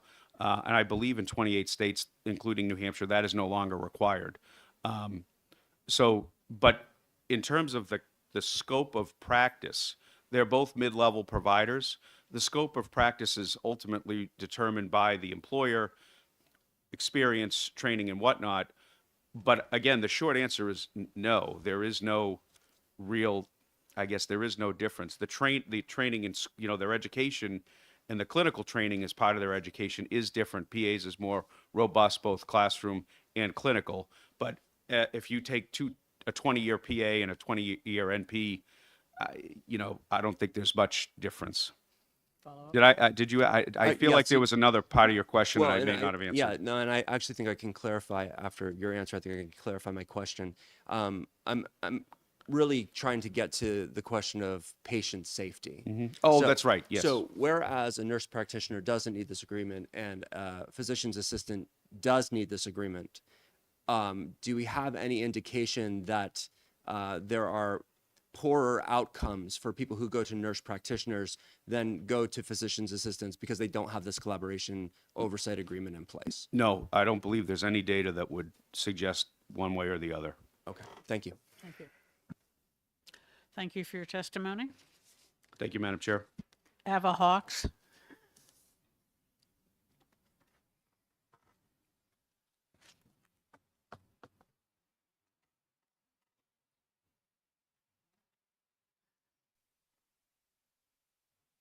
I think it's still morning. Good morning, Madam Chair, members of the committee. For the record, my name is Ava Hawks, and I am here representing the New Hampshire Medical Society. And we are opposed to House Bill 1222. At the onset, I just want to provide a few clarifiers after listening to some of the testimony and the introduction from the prime sponsor and co-sponsor. I want to share a couple things at the onset. So I will note my testimony is not catered to or around the amendment. I just became aware of the amendment this morning, got to glance at it briefly before I passed it off to somebody else so they had a chance to review it. So my testimony is speaking to the bill as introduced. Secondarily, my testimony is not catered to the history of NPs in our state and their ability to practice, because that, as I understand it, is not the scope of this bill as introduced or as amended. So my testimony does not speak to that history. So I just want to make that clear. I also want to thank the prime sponsor, for being responsive to his constituents and their desire to increase access to care in his area. In a previous life, before joining the Medical Society, I worked for the legislature and had the opportunity to staff a senator who represented Littleton in his district. So I understand the severe access to care issue in the North Country. So anyways, I will get into my testimony, and thank you. So the relationship between physicians and physician assistants is a valued one, as the two work collaboratively as part of a medical team to provide effective patient-centered health care. And while PAs are important members of the healthcare ecosystem, providing needed supports during a time where the entire healthcare system is struggling with a workforce shortage and significant burnout, the extent of the education, training, and licensing requirements of PAs today would not allow for their independent practice to be conducted safely, effectively, or without significant... Excuse me, Ms. Hawks, you don't really need to read your testimony. We've got it here. If you could just Super. give us the highlights. Yes, you got it, Madam Chair. I will stop here and just add, I know that I'll keep going. So just for perspective, 46 out of all states require physician supervision or collaboration of physician assistants. In nearly all 50 states, physician's assistant scope of practice is determined with a supervising or collaborating physician. I am glad my friend Dave Cuzzy mentioned that we in Senate Bill 228 a few years back worked to really redefine New Hampshire statute to speak to how collaborative the relationship is with physicians and PAs in our state. I will also say, with all due respect to my friend Dave Cuzzy, I'm sure our members and the physicians of the state would not look at the collaborative agreement with PAs as just as simple, we signed a piece of paper, we're not going to have any contact with this PA. We would respectfully disagree on that, but I understand that he has firsthand stories, et cetera, but I wanted to make that clear. I will go back to just reading just to note a statistic to make sure I get it right. But the AMA, the largest and only national association that convenes 190 state and specialty medical societies, strongly opposes legislation such as this. And in December, they released an article, which I've added the link should folks want to look into that further in this testimony, that speaks to the concerns about risks to patient care should states begin to allow the independent practice of PAs. And one quote that I pulled and included that I thought was really important resulted in some research conducted with physician assistant program medical directors, where 89% of them and 86% of the program directors and 100% of past presidents of the PA Education Accreditation Association, the only national organization representing PA educational programs in the U.S., says that their current curriculum does not prepare graduates to practice without a supervisory or collaborative relationship with a physician. Those are their folks at the national level. And this, again, was an article dropped in December, so not that long ago. And lastly, I've expressed before the committee before on other legislation that speaks to this issue or similar issues, expanding scope for certain folks. The Society's membership is acutely aware of the workforce shortage and the strains that our healthcare professionals are experiencing, particularly after the pandemic. And while we, again, appreciate the prime sponsor and the co-sponsor's effort to address the access to care issues in our state, our providers, our members are not willing to sacrifice or risk patient safety by progressing legislation such as this. And I note in my testimony, which I won't read verbatim, but the differences between the education and training between physicians and physician assistants. I know there's been, again, a lot of comparing of NPs and PAs. Again, I'm not here to testify to that, but what I will say is we could also discuss the comparisons of PAs educational training hours they need to put in to physicians, and those are different. So I will wrap it up there, and I'm happy to take as many questions. I know there are other experts here for more technical ones. Thank you. Representative Lekis. Thank you. I know you said you're not here to testify on it.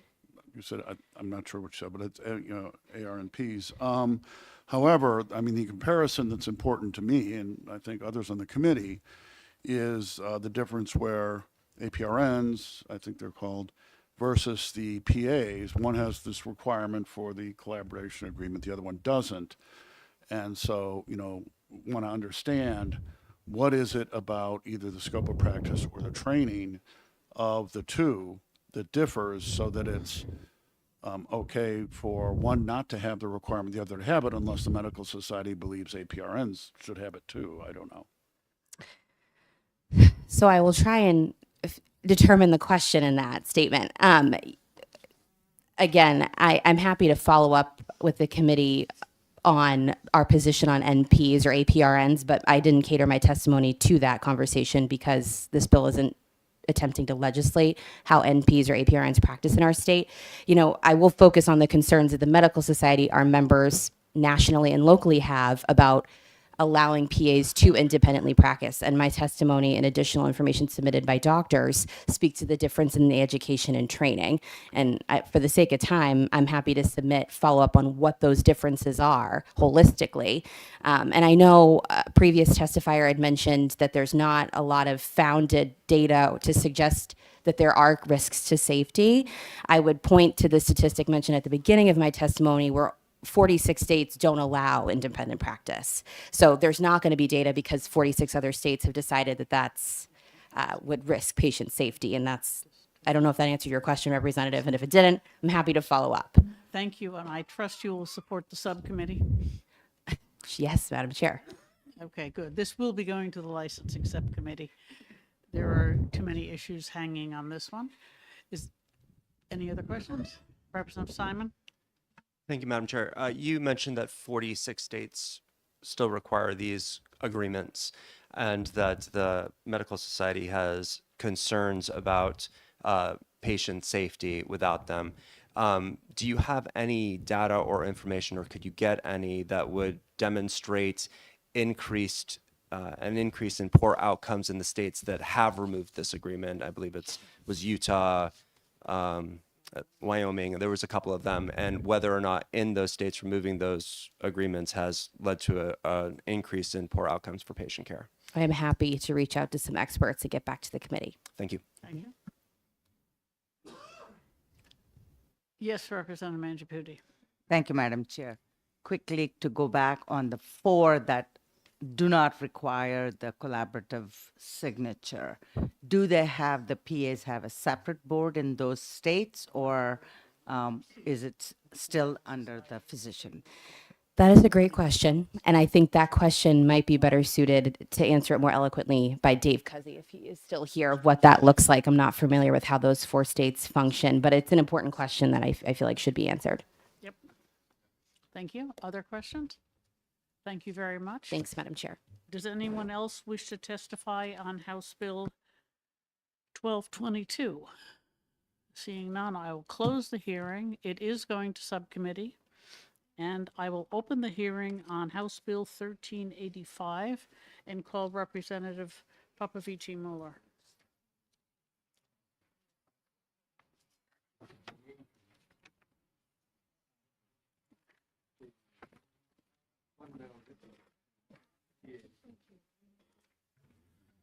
Thank you for the opportunity to address the committee, Madam Chair, members of the committee. I will do my best to keep my testimony short because after all, you can only make so many long speeches. This bill is the result of a long project of cooperation between many members, some of which you see in the sponsors list, But we also reached out to every stakeholder involved that we could get a hold of. We researched what other states have been doing on this issue. We've reached out to veterans organizations. We had a lot of conversations with the OPLC. We spoke with other agencies. We reached out to the military. Really, it was a team effort, and we had a Google Drive. And if I show you how many documents we put together for this, you'll understand why sometimes it's hard to stick to a couple of minutes to talk about the result. The intent of this bill is to make it easier for veterans who already have met certain requirements that are needed for licensing to get those achievements recognized and get their license in a more streamlined and reduced cost process. And it's the right thing to do both to recognize their service, but also to eliminate the need for any duplicative, training or, unnecessary paperwork. If you look at the financial note on the bill, we were able to craft it so that it should not, implementing this should not really require any significant expenses. There shouldn't be a need for any new staff or any new appropriations, at least, based on the current estimate. So we've really done as good of a job as we could to keep this bill narrow in scope and try to get the best bang for the buck, as it were. In a nutshell, it requires a state employee to be designated as the program administrator and perform a list of duties. I would submit that some of them we've had a hard time in the past getting information on. I know we had to spend a lot of time, for example, trying to research the various military occupational codes and understand exactly how they map to various licenses. It can be a pretty, complicated topic. So some of those are required now to be maintained by the OPLC and kept up to date. So, it's easier to make those equivalences.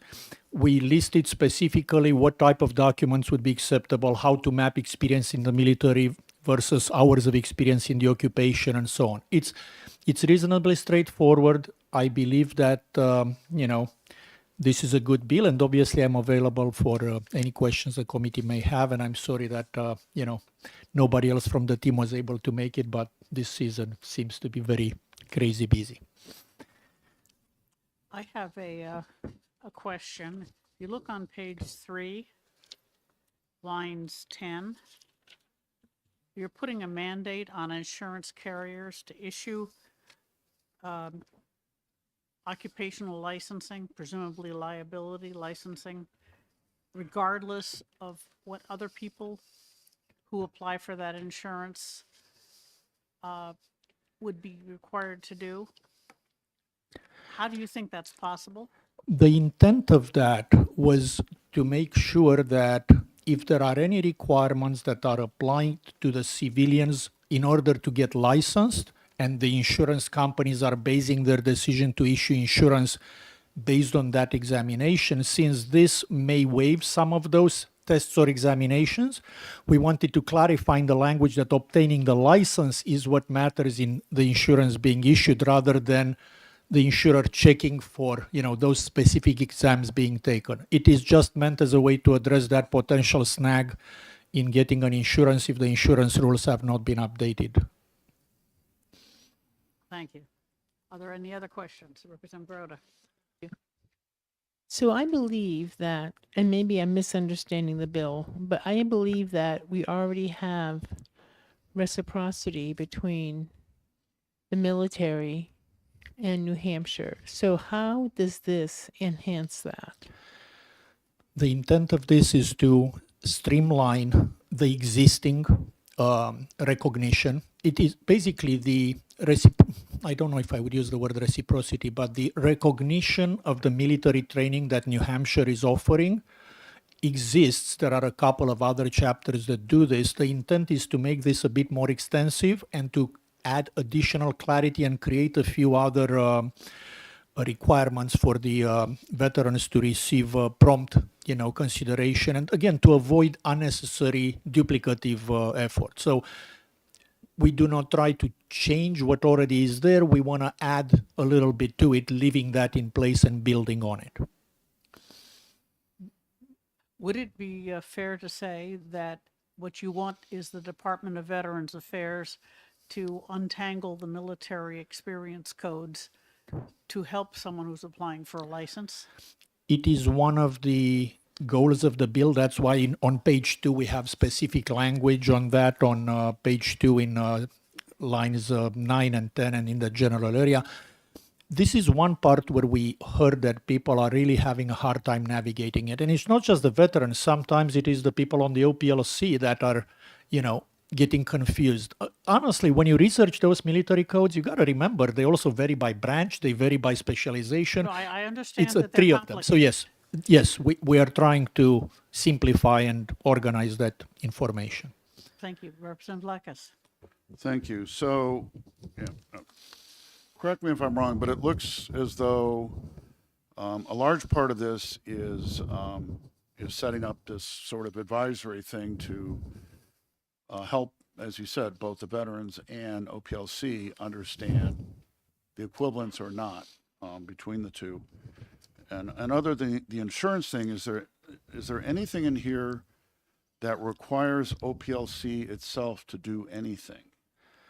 Well, other than its normal activities. I may have missed it, but I think the best way to answer that, I wouldn't call this advisory. I would say it's more of an operational requirements on how certain things should be processed. It basically requires a particular role to be assigned to somebody and defines the responsibilities for that role.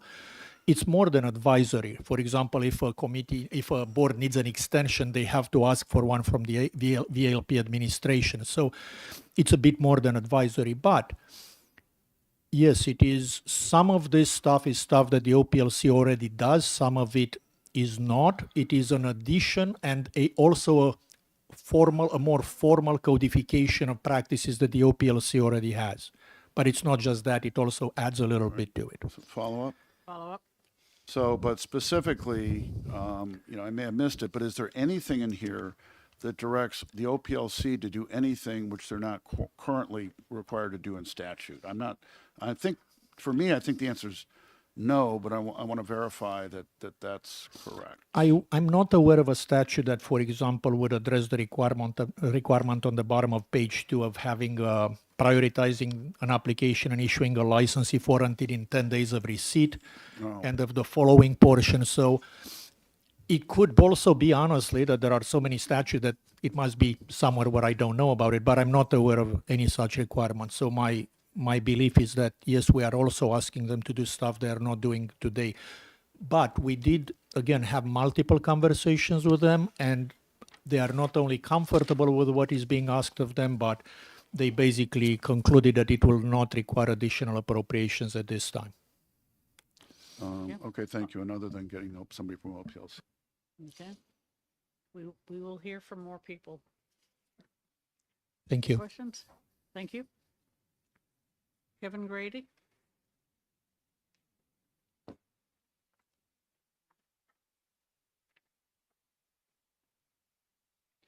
Thank you, Madam Chair. Ladies and gentlemen of the committee, for the record, my name is Kevin Grady. I'm a 25-year Air Force veteran, and I'm also a 25-year resident of the town of Hooksett, New Hampshire. Today, I'm here on behalf of the State Veterans Advisory Committee, and since this is my first trip to see you folks this go-around, for those of you unfamiliar with what we do, we're chartered by state RSA 115:A-8. There are 4 representative members, Senators Lang and Birdsell, and Representatives Roy and Massimilla, who are also on our committee. And there are 20 veteran service organizations that represent our committee. And these names would be familiar to you. It'd be like the Veterans of Foreign Wars, the American Legion. I personally represent the Air and Space Forces Association on the committee. And one of the things that we do is we look through all the bills coming before you folks, and we pick out the ones that have veteran impact, and then we take a position on those bills, and then I come tell you what that position is.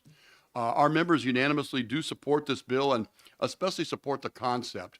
We'll be the first people to readily admit to you that we don't understand all the intricacies of licensing or OPLC, or we're hoping that more people understand that than we do. But the idea of streamlining this process and and trying to give a veteran or a veteran's spouse, and there's a bill in the Senate right now, Senate Bill 485, that's helping to speed up spouse licensing as well. What we're trying to do, and New Hampshire has a great reputation for being a veteran-friendly state. We're trying to keep that up by trying to remove some of the impediments that somebody might have who's been in the military for a while, wants to settle down and bring their family to New Hampshire. The idea that they can get an occupational license if it's required relatively quickly because of a program like this, we think is a good thing. And the last thing that I just wanted to say is it looks to me like as they've looked at this, at least currently as it's drawn up, the Department of Military Affairs and Veteran Services can support this in-house without any additional personnel needs, at least at the current time. So we do unanimously support this. I think Colonel Perry is going to tell you some things also from the DMAV standpoint here in a minute, but subject to your questions, that's all I wanted to tell you this morning. Thank you. I think we'll reserve the questions for the specialist. Thank you. Douglas Osterhout.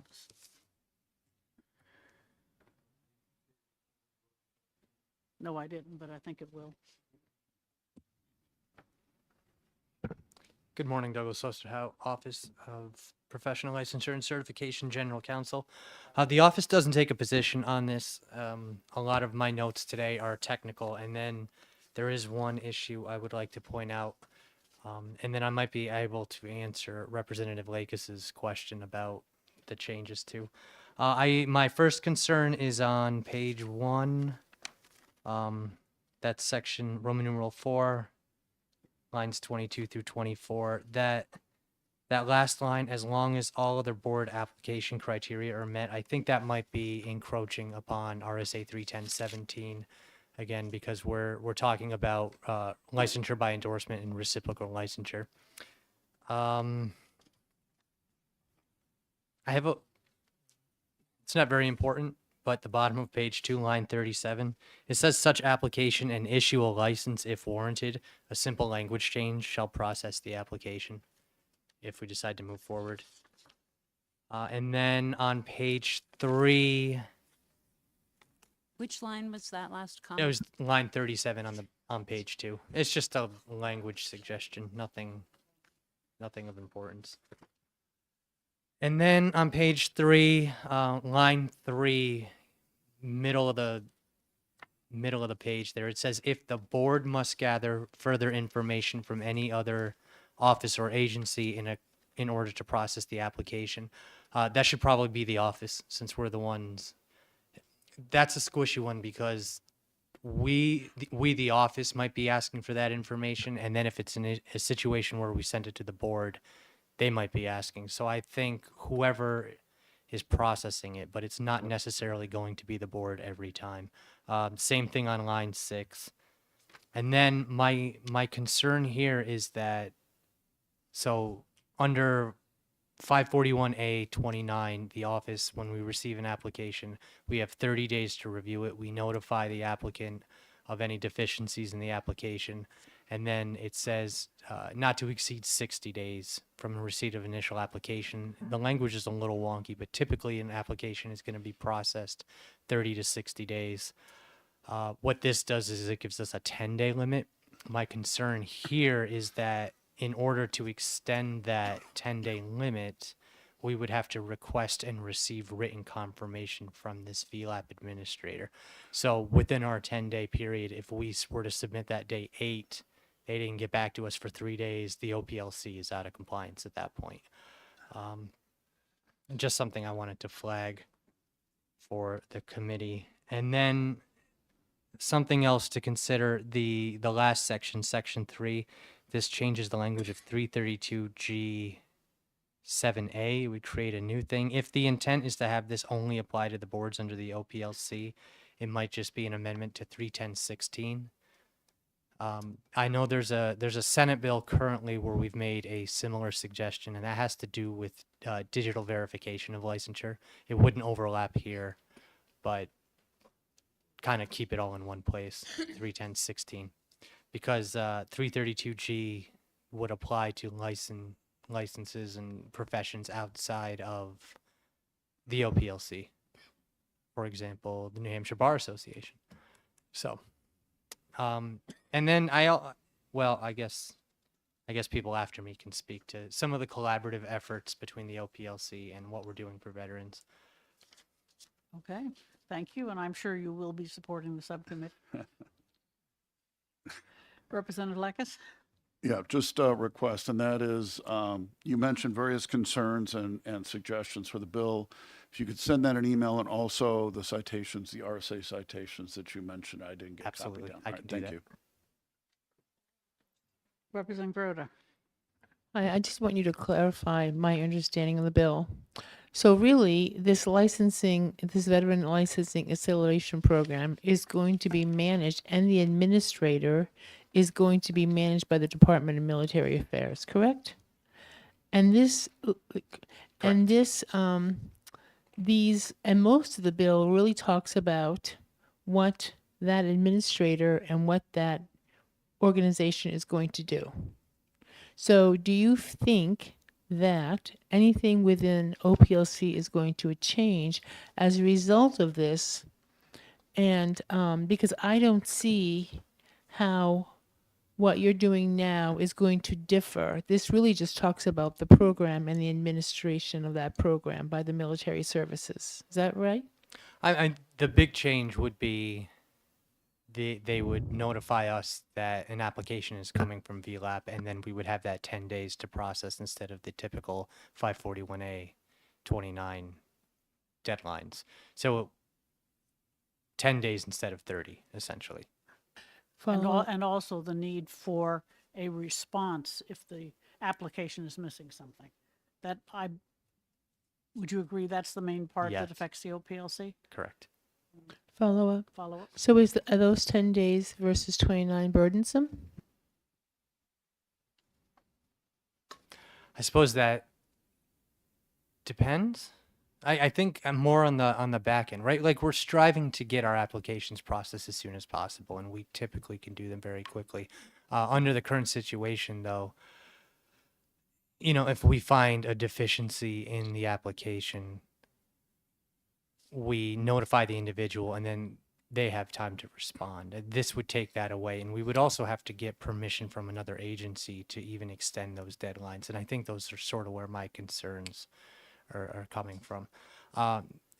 Theoretically, one would hope. There's a couple of things going on. One, we're trying to, with technology, make the process better so that applications are complete when they come through the first time, which is something we hope to achieve.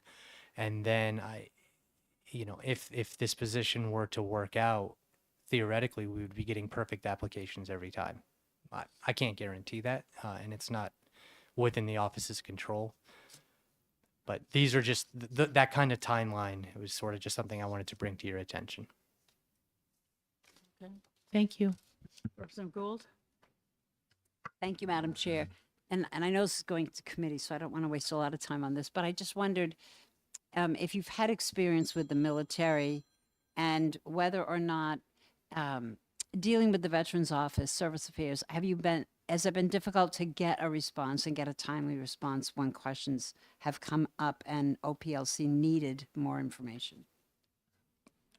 I think that varies from licensee to licensee. Some licensees are incredibly responsive when we send that information away. Other times the time limits expire and we are forced to deny because they never responded at all. So it varies from individual. Okay.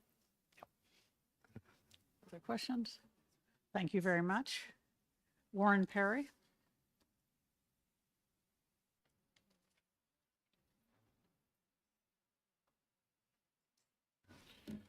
Good morning, Madam Chair, members of the committee. For the record, my name is Warren Perry. I'm the Deputy Adjutant General for New Hampshire's Department of Military Affairs and Veteran Services. In that role, we support the National Guard, the Division of Community-Based Military Programs, the Division of Veteran Services, and the Veteran Cemetery. The department doesn't oppose the bill, actually supports the bill, but I will tell you that in the licensing process, the department's position is the ultimate responsibility to issue the license remains with the boards and OPLC. So the Department of Military Affairs and Veteran Services won't necessarily be able to impact whether or not the board's decision with regard to licenses. What we will be able to do is advise them on what training occurred in whatever particular military occupational specialty or Air Force code is, so that they could make that determination. I would also add that the responsibility to substantiate any training or experience rests with the veteran, not with the department. So the veteran will have to substantiate their training. We can only assist them with getting records that might substantiate their training, helping the board, whatever the board is, understand what that training may have consisted of so that they can get it right. So again, the department will just generally be in an advisory role here with regard to what goes on. So I would also add that, you know, in response to some of the questions I've had or heard in previous testimony, which is, are we already doing some of these things? And the answer is we are. 110-B:73A and B, that's the department's regulations, statutes. They require us to manage a military skills waiver program and a military test waiver program. Most notably, it deals with medics and truck drivers, like CDL truck drivers, because truck drivers is a really transferable skill. If you drove a truck in Iraq, you could probably drive a truck in New Hampshire, right? So, so those things are there, but they're, you know, the military occupational specialties and understanding them are complicated, particularly when it comes to things like plumbing or electricians and that kind of experience that we have going on. So we can help understand and break down what training or experience you might have gained in those specialties when you're in the military and how they might apply to the board. But again, the board is going to make that ultimate decision whether or not to grant the license. Thank you. I'm sorry, I have a couple more things just before. I don't want to take all your time. I know it's close to lunch, Madam Chair. I'll get through it quickly. I'm sorry. We didn't put a fiscal note on this because we already have the administrator who manages the military skills test waiver program. We think we can kind of roll these responsibilities. They're not that significant into that position. You know, if it comes later that we can't, we'll ask for another position as we move forward.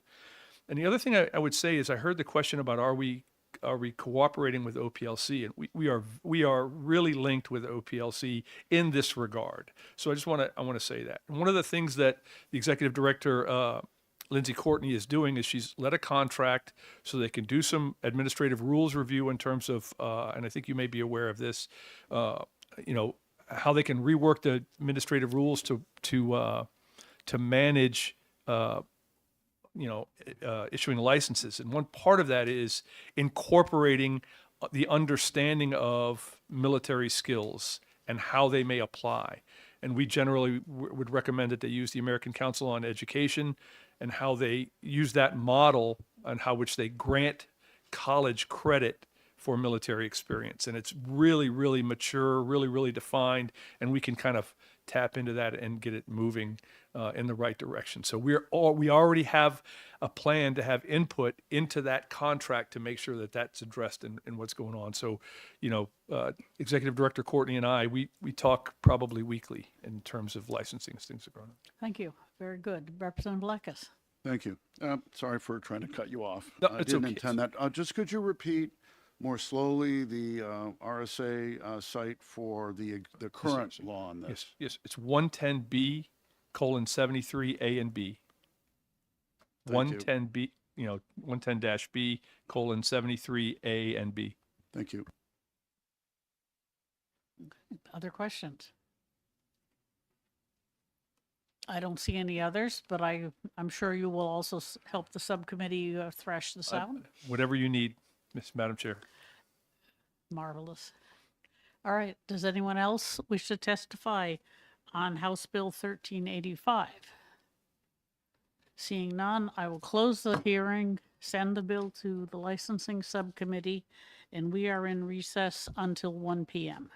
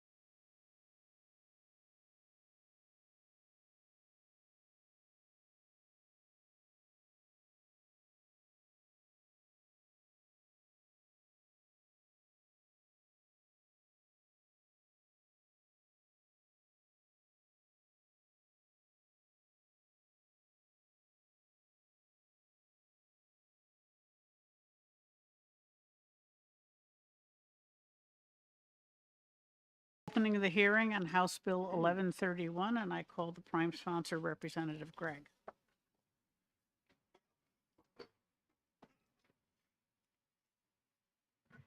Thank you, Madam Chairwoman and committee, and thank you all for all of your work.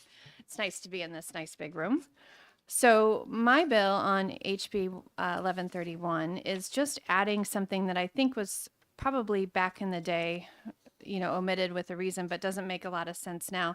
So we're talking about in section D, so the mental health services, and it's talking about people that are really waiting on their permanent license. So they have a conditional license, similar to the last bill I talked about. So we're talking about the conditional license period. So they've already gone through all their schooling, they've done all their work, they've been able to intern while they're getting their approval and getting all of that done. And they're seeing, by the way, as an intern, they're able to see about 20 patients a week sometimes. And so then whenever they graduate and they're waiting on that permanent license, where they're able to work under current statute only lets you go to a state institution or facility. So I'm just adding outpatient private practice to that because currently they are able to intern at an outpatient private practice. But then once they get all their schooling done and everything, that stops. So we have a lack of continuum of care. And it could take up to 2 years to get their permanent license. So if they're only able to then go to state facilities to be able to work in that period, the state facilities can't handle all of the interns. So it's kind of that one of these things with our mental health services where we're trying to open up a bottleneck in making sure that we have enough providers. Thank you. I have a couple of questions that came out of a related bill, House Bill 1413. Sure, I'll do my best. And if you could, the first one is that these individuals do not require any sort of license at all. They could be conditionally licensed, but they don't need to be. Is that your intent? You are amending the exemptions from licensure. This is not my intent. My intent is that they can still, while they do not have their full license, but they have their conditional license to be able to continue at the outpatient private practice where they've been doing their internship. Thank you. That would help a lot because it came out in the hearing for the other bill that nonprofits were able to use this exemption, but for-profits weren't. And that's why we haven't done anything with the other bill because we wanted to get these two and work them together. Okay, so this is not for unlicensed practice. Right, not at all. Okay, thank you. That's very important. Other questions? Representative Mangiaputi? Thank you, Madam Chair. Currently, when they do the internship at the government or public facility, is it a paid or unpaid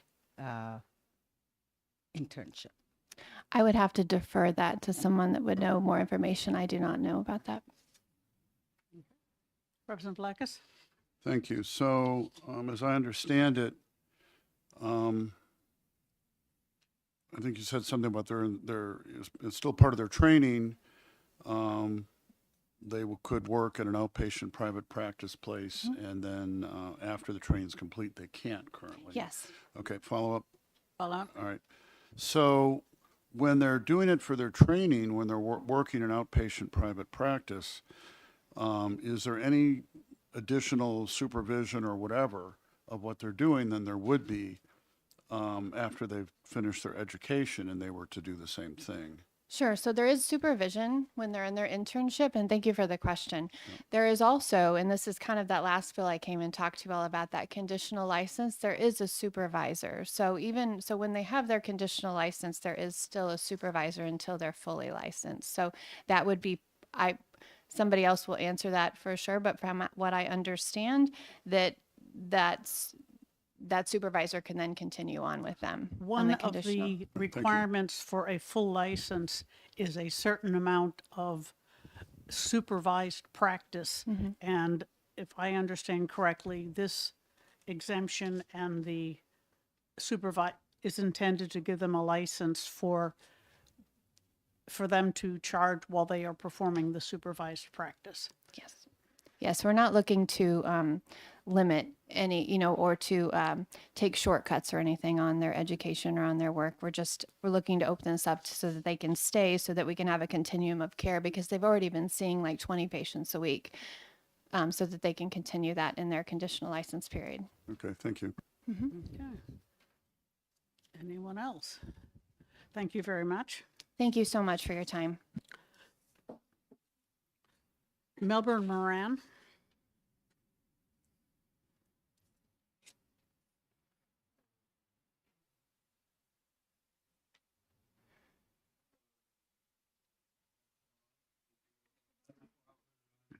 This? Better. All right. Okay. I really should reconsider running for state rep again because I've been here more than my last term. But again, Melbourne Moran Jr., I'm a licensed independent clinical social worker. I'm the owner and operator of Wonderlust Therapeutic Services in Nashua, New Hampshire, an outpatient private practice. I spoke before you at the last hearing on the other legislation. I'm here in support of this bill. Just like Representative Craig said, it is a good idea in the sense with the interns, for example, and I can break them down and I can provide additional information regarding the actual ins and outs of how we practice psychotherapy in a private practice. So my organization has a very good relationship with Riviera University. We have numerous interns from Riv that come to do their internship in other schools as well, some Unite School of Social Work as well. We have students from there and other schools of social work. So they would come and complete their internship, and through the statute as it is now, they are exempt from needing a supervision contract because they are a part of an accredited program that allows them to practice psychotherapy under the supervision of a field instructor like myself or another qualified, independently licensed practitioner. As you can see, many folks want to stay at that internship, that they've just built up a great relationship with their hopefully potential new employer, and I've already have a good solid caseload, typically around 20 clients or so, just like Representative had stated. There is often a gap there in the sense of that person graduates and full stop, we have to wait. All their patients have to stop receiving treatment because they don't have a supervision contract on file with the Board of Mental Health. So otherwise, they're already qualified to provide that service. They've been through an accredited degree program. They have all the requirements to provide the service. They've been doing it already, unlicensed, under the supervision of an internship supervisor. By the way, no contract in that sense has to go to the Board of Mental Health for approval. But then they have to stop the treatment of these folks seeking chronic mental health care. And as I said in the last testimony, sometimes that can take, in one case, 4 months for one of my staff to get that supervision contract approved. So for a business like my own, I either lose an employee or we have 20 patients that we can't serve. And not just, we're just talking about one intern. We have many interns in that function. The other great thing about this bill is, like I discussed last time, the full intent is to have someone contracted for supervision through a approved supervisor with the Board of Mental Health so they can get the hours towards their license. But things happen. People leave agencies, and for a period of time, that person under the supervision contract, if their supervisor leaves or something horrible happens to them, they can't practice because it's void. We have to get another supervisor. We have to get it reapproved by the Board of Mental Health, and then they can practice again. That only applies to outpatient private practice. At a community mental health center, at an institution or another nonprofit, a federally qualified health center, that doesn't happen because they're already exempt from this via this legislation. It's just good care to allow private practices to be included in this because the RSA clearly states clinical supervision is being provided by that agency. And federal law, when it comes to billing for Medicare, Medicaid, and other services, require a pre-licensed professional to be under the supervision of a licensed professional. We're not doing anything that's already out of the norm. I'm licensed here in New Hampshire, Massachusetts, and Washington State. I have an office in Massachusetts. I'm opening one in Washington State. Those two states, Washington and New Hampshire, no supervision agreement exists. You have a supervisor who's supervising you.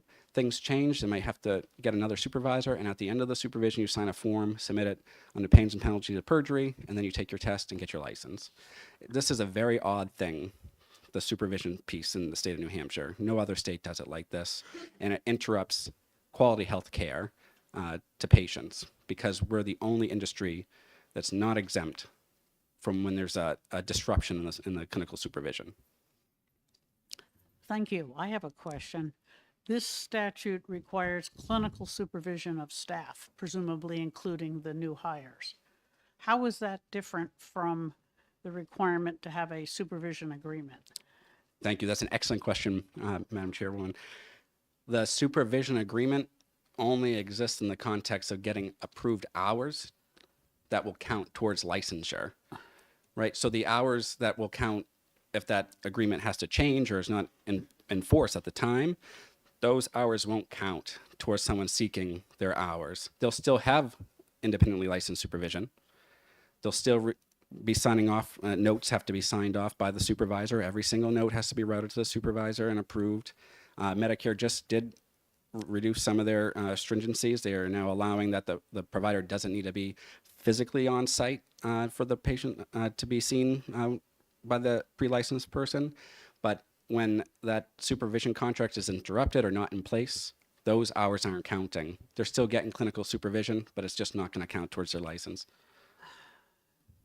All right, well, I can see why this bill's going to subcommittee. Anyone else have a question? Representative Manchaputi.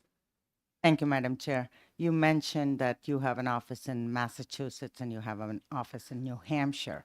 How distinctly different it is for you to get interns locally in Massachusetts and provide continuity versus internship in New Hampshire?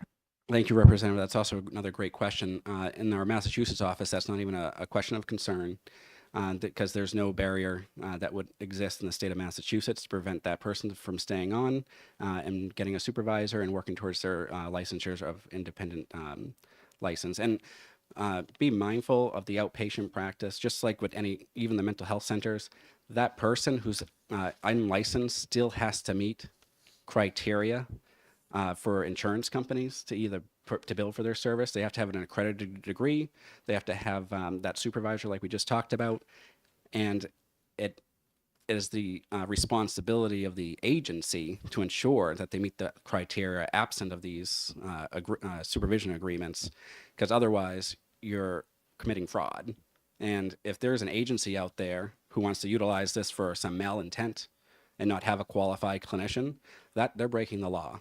This is a change in the law for people who want to do good and follow it and not have to pause treatment for their patients because of a blip that we got excluded from this process.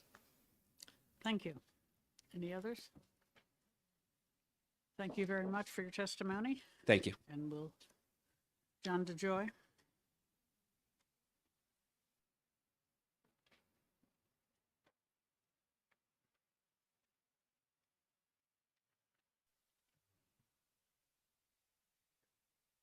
Thank you, Madam Chair, members of the committee. For the record, my name is John DeJoy. I'm representing the National Association of Social Workers, the New Hampshire chapter. Good afternoon. For the record, Lynn Courier Stanley. I'm the Executive Director of the National Association of Social Workers New Hampshire chapter and live in Pennacook.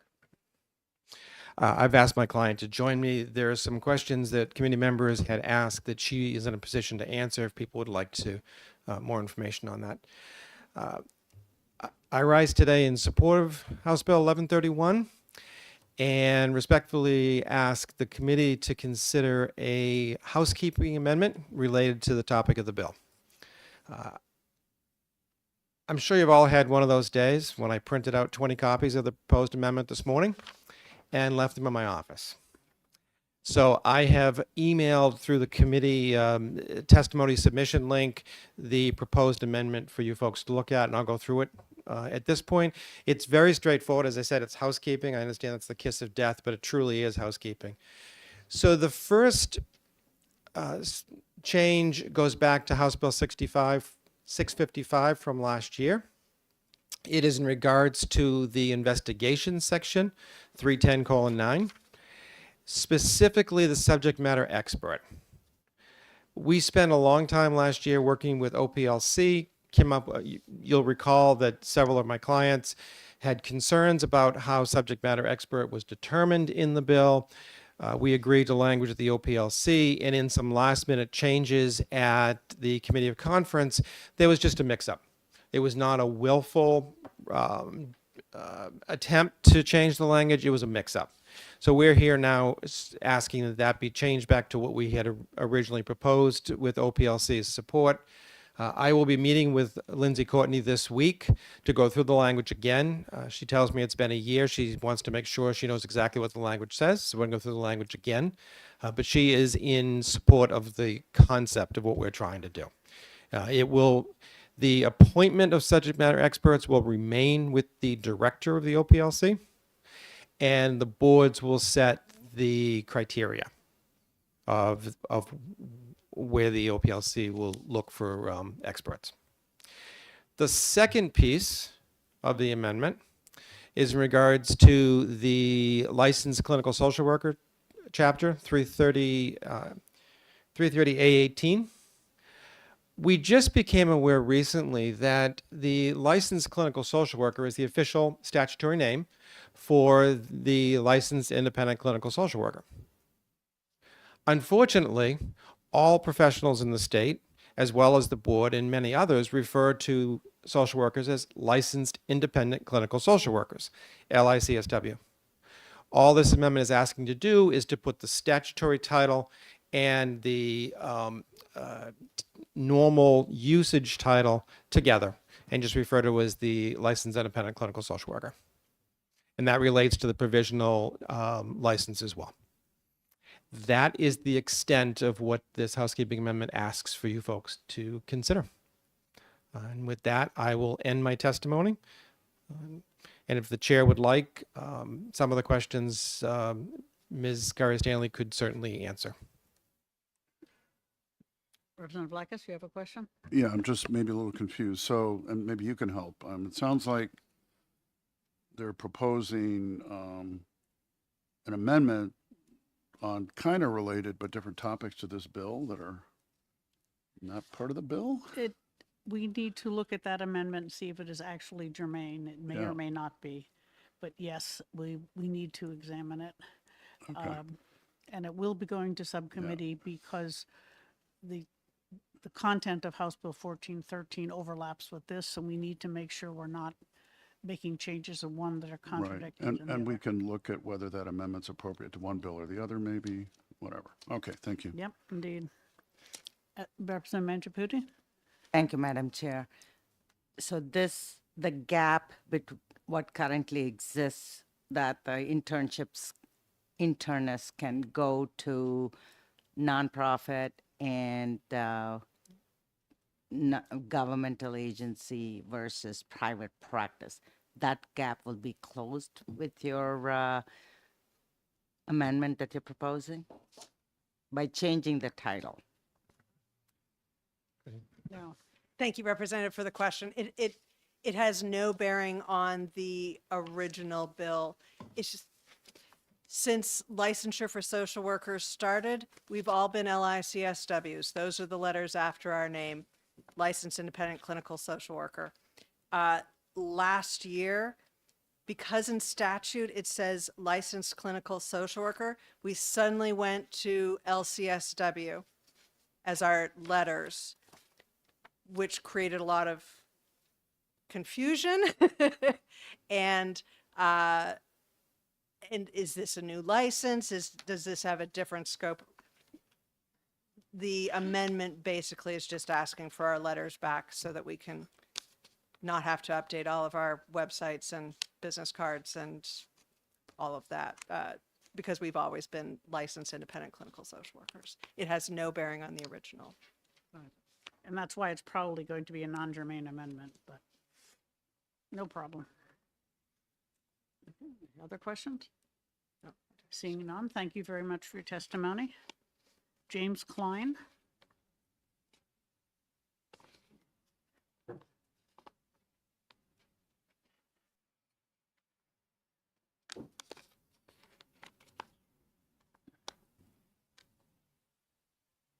All right, thank you. My name is James D. Klein Sr. I just graduated from Fordham University with a master's in social work. So this affects me right from the get-go.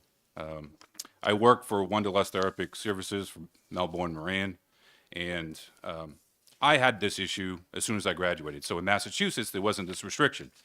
So from the day I graduated, May 20th last year, I could start working. All my hours counted towards my LICSW. As a matter of fact, the day I graduated, I could actually apply and take the LCSW exam down in Massachusetts, which is Licensed Certified Social Worker. You can't do that in New Hampshire. It wasn't until almost the end of August that I got approved for supervisory hours through the state of New Hampshire. So that's almost a 4-month gap that I have to wait to get my LICSW here in the state of New Hampshire. So because of that, what's happening is a lot of individuals, which social workers are there to advocate for, there's a lot of wait lists, there's not enough clinicians, there's not enough funds when you work at a mental health community center. So those wait lists can be 6 to 12 months long, and those individuals are not getting the care they need. What's also happening is a lot of my cohorts, my coworkers, they are leaving the state because of some of these things, especially the new grads, because it's much easier to go to a different state and get licensed quicker and start working immediately and start serving the people that we are supposed to be serving out there. And in the long run, this is going to save a lot of money for the state, especially people that are on state-funded Medicaid or Medicare, because they're going to get services a lot better. And it's just like a cut. If you treat a cut quickly, you're probably not going to incur any other issues. But like mental health, the sooner it gets addressed, the easier it's going to be. So in the long run, it's going to end up saving money, because if it doesn't get addressed, individuals can stop taking care of themselves, other issues will come up, and that's who we really are there to try to serve, are all those individuals that need that assistance when it comes to mental health. And I know, talking with other people, there's reasons why I went out of state for my education. And a lot of my other coworkers, again, they're talking about, and I know other people that have gone out of state, like Massachusetts. I could have gotten licensed in New York the day I graduated, but you can't do that here in the state of New Hampshire. So again, there is that gap. In mental health, it doesn't look at economic status, it doesn't look at gender, it doesn't look at political parties. And all I can see from supporting this bill is it's nothing but good can come from this. Excuse me, do I understand you correctly that you implied that there is no supervised practice required in New York? No, you still have supervised practice, but the day you graduate, you can start your hours. In other words, you don't have to wait an additional time. So like right now, I'm delayed 4 months here in New Hampshire versus in Massachusetts. I can be licensed as an LI quicker than I can here in New Hampshire waiting for that. And I'll be honest, the response back from the board approving these supervisions, it's all over the place. It could take a couple weeks for some people, and it can take up to 4 months for other people. Well, I'm sorry you had to suffer the longer period. Are there any other questions? I don't see any, so thank you for your testimony. All right, thank you. Is there anyone else who wishes to testify on House Bill 1131? All right, this will be going to subcommittee. There is some research from our committee researcher on the conditional licensure, and I'd like to put in the record that there are approximately 750 unlicensed individuals working under supervision at the moment. The intent was to have conditional licenses for these people, but that has not yet happened. So, all right, I will close the public hearing. And we have some time before our next hearing, which is at 1:45.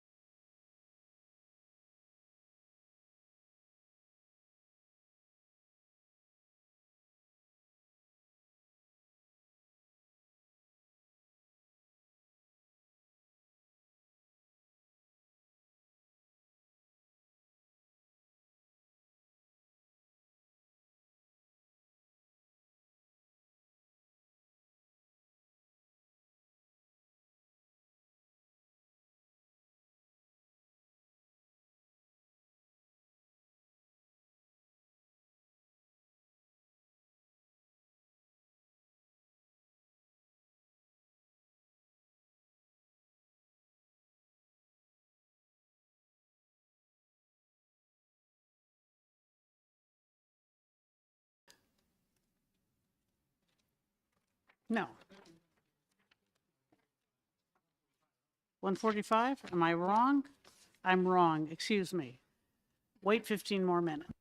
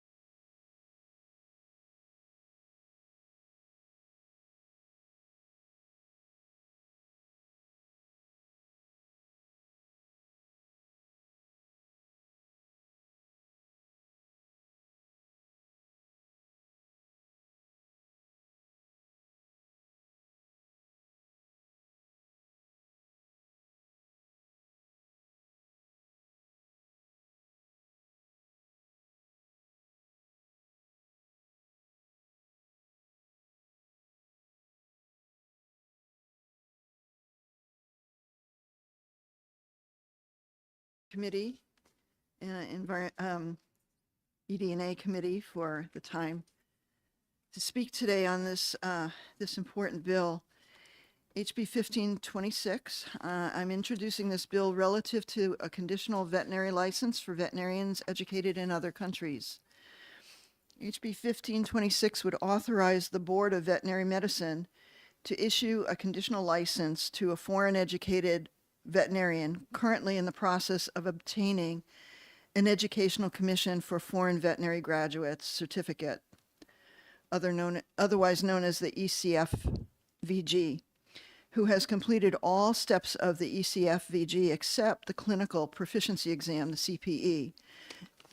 If the veterinarian has proof of legal immigration status in the United States, applied and is waiting to take the CPE and has taken the CPE and is awaiting results, or passed the CPE and has applied for the New Hampshire examination, and employment and supervision by a New Hampshire licensed veterinarian. The veterinarian workforce shortage experienced across the country is often highlighted in New Hampshire. The news has reported that an estimated 620 licensed veterinarians in the state are seeing increased demand for services, burnout after the pandemic, and turnover at a rate twice that of medical physicians. Veterinarians try their best to accommodate owners' needs, but appointments are booking months in advance for wellness checkups, and they can barely keep up with emergency calls. As far as licensure fees go, if a new license type is developed, I would imagine that it would adhere to the current $155 licensing fee specified in Administrative Rule PLC 1002, and any additional licenses would increase revenue to the OPLC fund. In the fiscal note, the OPLC did state that the administrative cost for this could be absorbed into their budget. This bill, most importantly, will help alleviate the veterinarian staffing shortage problem with the goal of enhancing timely access to professional veterinary medicine. And as chairman of Environment and Agriculture Committee, I know that proper care and humane treatment of dogs and cats and all of our animals require regular veterinary care. We currently have a crisis going on with that access to that care. And I would ask you now to call Dr. Claire Lindo to give her testimony next, as she was the constituent who prompted me to file this bill. She can give you more details on the problems she is currently encountering at her veterinarian clinic and how this bill will help her and other veterinarian clinics in New Hampshire deal with their urgent staffing shortages. So thank you, and I appreciate your time in listening. Thank you, Representative Aaron. I take it that means you won't be taking questions? Well, I can take a question. I'd be happy to take questions. I'm not sure I can answer them sufficiently.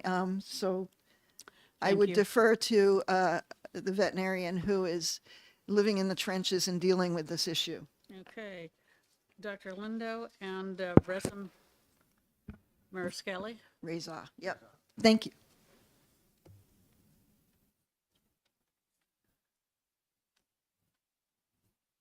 Could your associate from the Charleston Animal Hospital join you? Sure. I think it would save us some time. And Thank you. Sorry, I'm not a really good public speaker, so I apologize if I mumble. So my name is Dr. Claire Marie Lindo. I am a veterinarian in Charlestown, New Hampshire. I am a Cornell grad from 1998 and have been a veterinarian since then in Charlestown. During the time I've watched for a decade and a half, the number of veterinarians in my area have remained fairly stable. In the past half a dozen years, we've lost about half the veterinarians in our area. At that same time, we've had more people move into our area during COVID as they fled the cities and brought their pets with them. And more of our clientele, because they were home during the pandemic, also increased the number of pets that they adopted. So our caseload has probably doubled, and yet our veterinary colleagues, the number of us has diminished by half, and it's an overwhelming burden. And as Representative Aaron mentioned, that there is getting to be a lot of burnout in the veterinary field, and we really need some help. The reason that I had wanted to, that I had asked Representative Aaron to introduce this bill is because I can't affect how many people are going to graduate from veterinary schools. Interestingly enough, there are now 11 proposed new veterinary schools. And so because creating a new veterinary school is not a small undertaking, I can't stress enough that obviously the shortage of veterinarians is not projected to change anytime soon if 11 organizations who know about each other's plans are still planning on moving ahead to make new veterinary colleges in the U.S. It is a huge burden.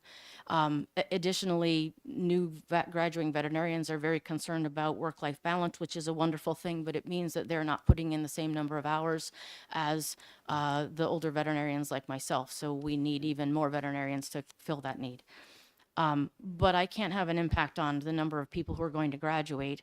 But what we could have an impact on is the number of veterinarians who have already graduated who are not licensed to practice. There is a very good process for foreign trained veterinarians who have graduated from non-AVMA accredited vet schools to become AVMA accredited and to be able to apply for a license. And that is a fantastic program, and I am not looking to circumvent that in any way, shape, or form.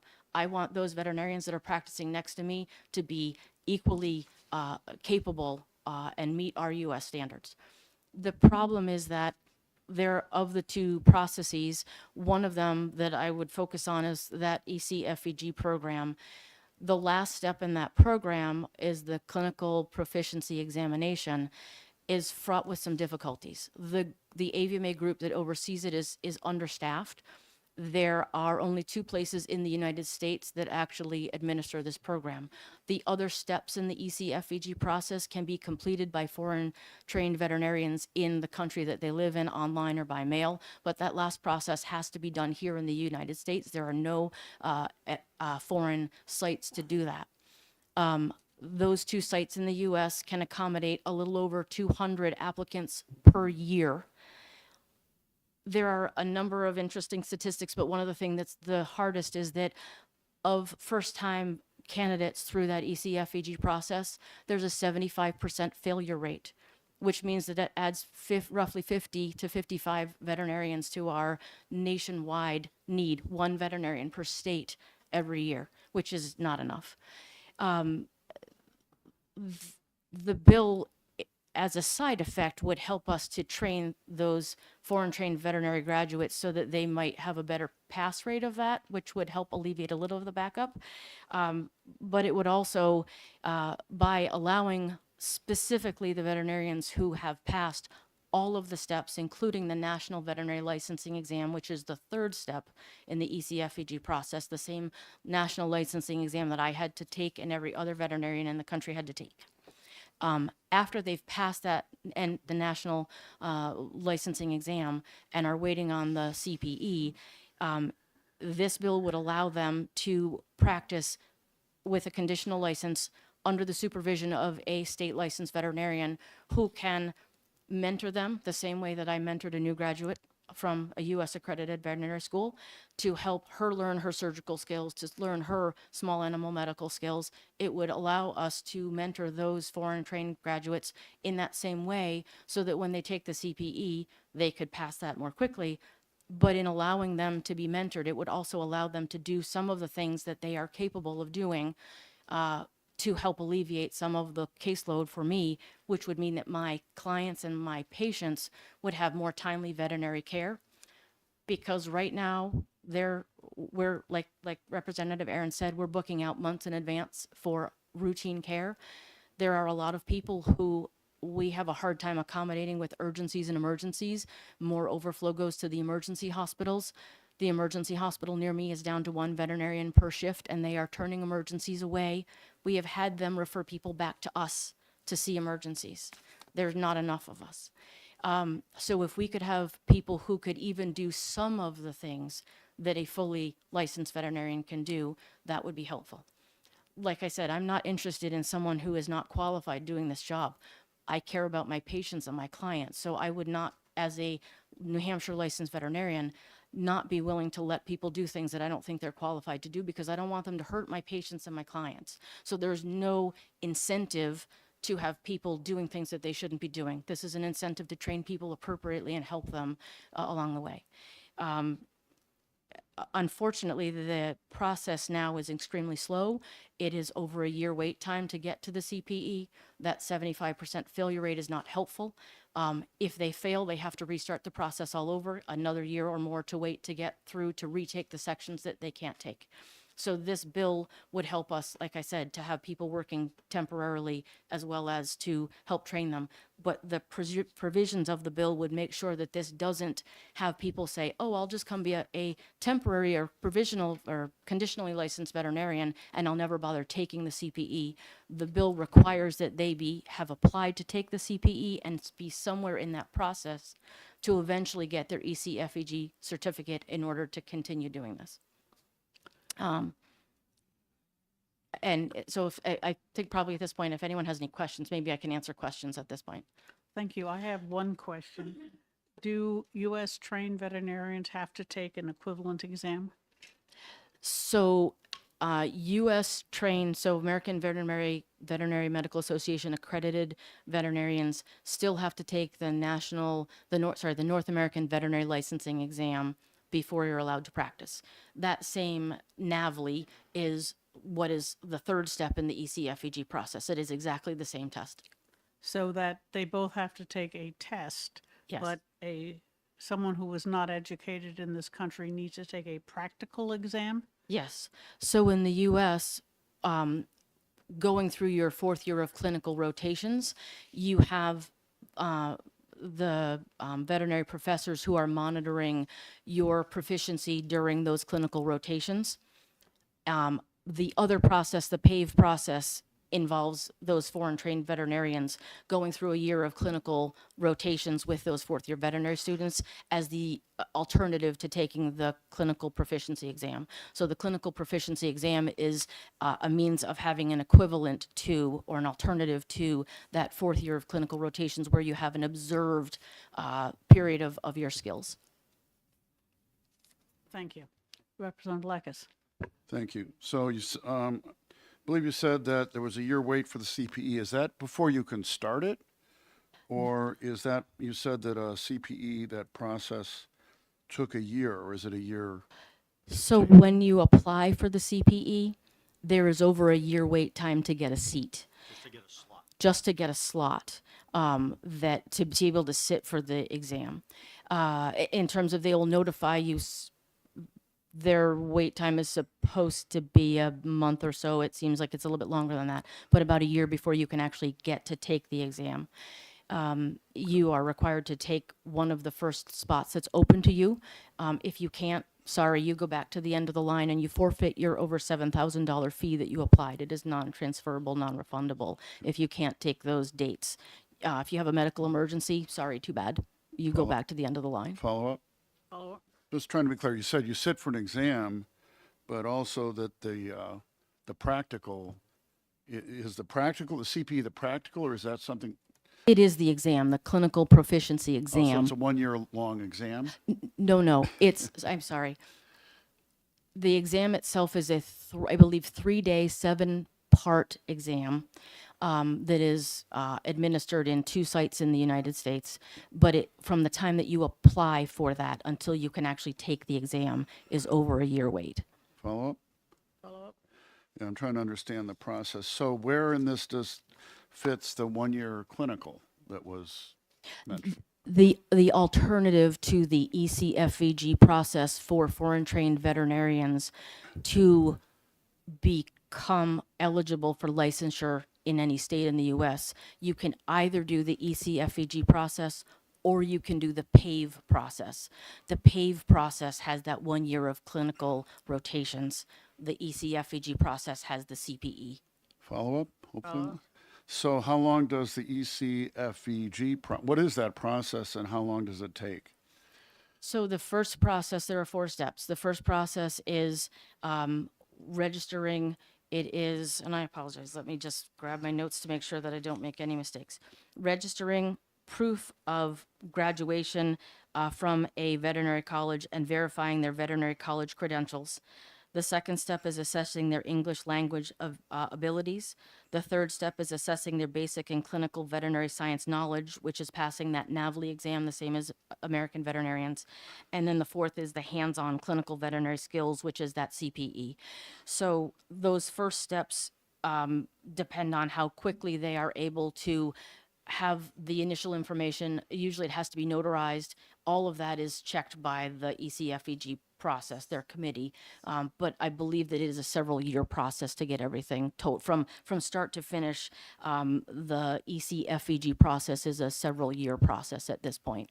Follow-up? Follow-up? So that's just the ECFG, VG process, and then the CPEs after that? Am I understanding correctly? I think within that couple-year process is the CPE. The whole thing? Yeah, the whole thing. All right, thank you. Representative Mangiapudi? Thank you, Madam Chair. So with the alternative outside of the country, they can do step 1, 2, and 3 process. Correct. If they follow up with that, the clinical practicum and the CPG exam has to be in person here. In the country, in the U.S. Okay. One more follow-up. Follow-up? Thank you. So this applies for both small animals and large animals? Yes, it does. Okay. Sorry. So you said that a foreign veterinarian could also take the final year of clinical rotations? Yes, they That would, can. I presume, involve paying tuition to a veterinary school if they could get accepted? Correct. If they can get accepted, there are not many seats. When I was going through clinical rotations, we had 4 or 5 foreign trained veterinarians who were part of our class of 80, added to our class of 80. Yes. Do you know if foreign veterinarian schools have clinical rotations included? I don't know, and I think that's part of the reason that they may or may not be AVMA accredited. The AVMA accreditation means that they meet the standards of our U.S. accredited veterinary schools, and if they don't have that, then they don't meet those. Right, thank you. I don't see any other questions. Thank you for your testimony.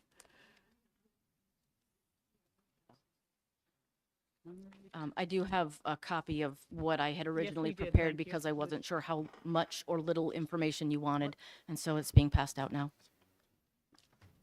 Thank you All all right. for your time. Thank you. Douglas Osterhout.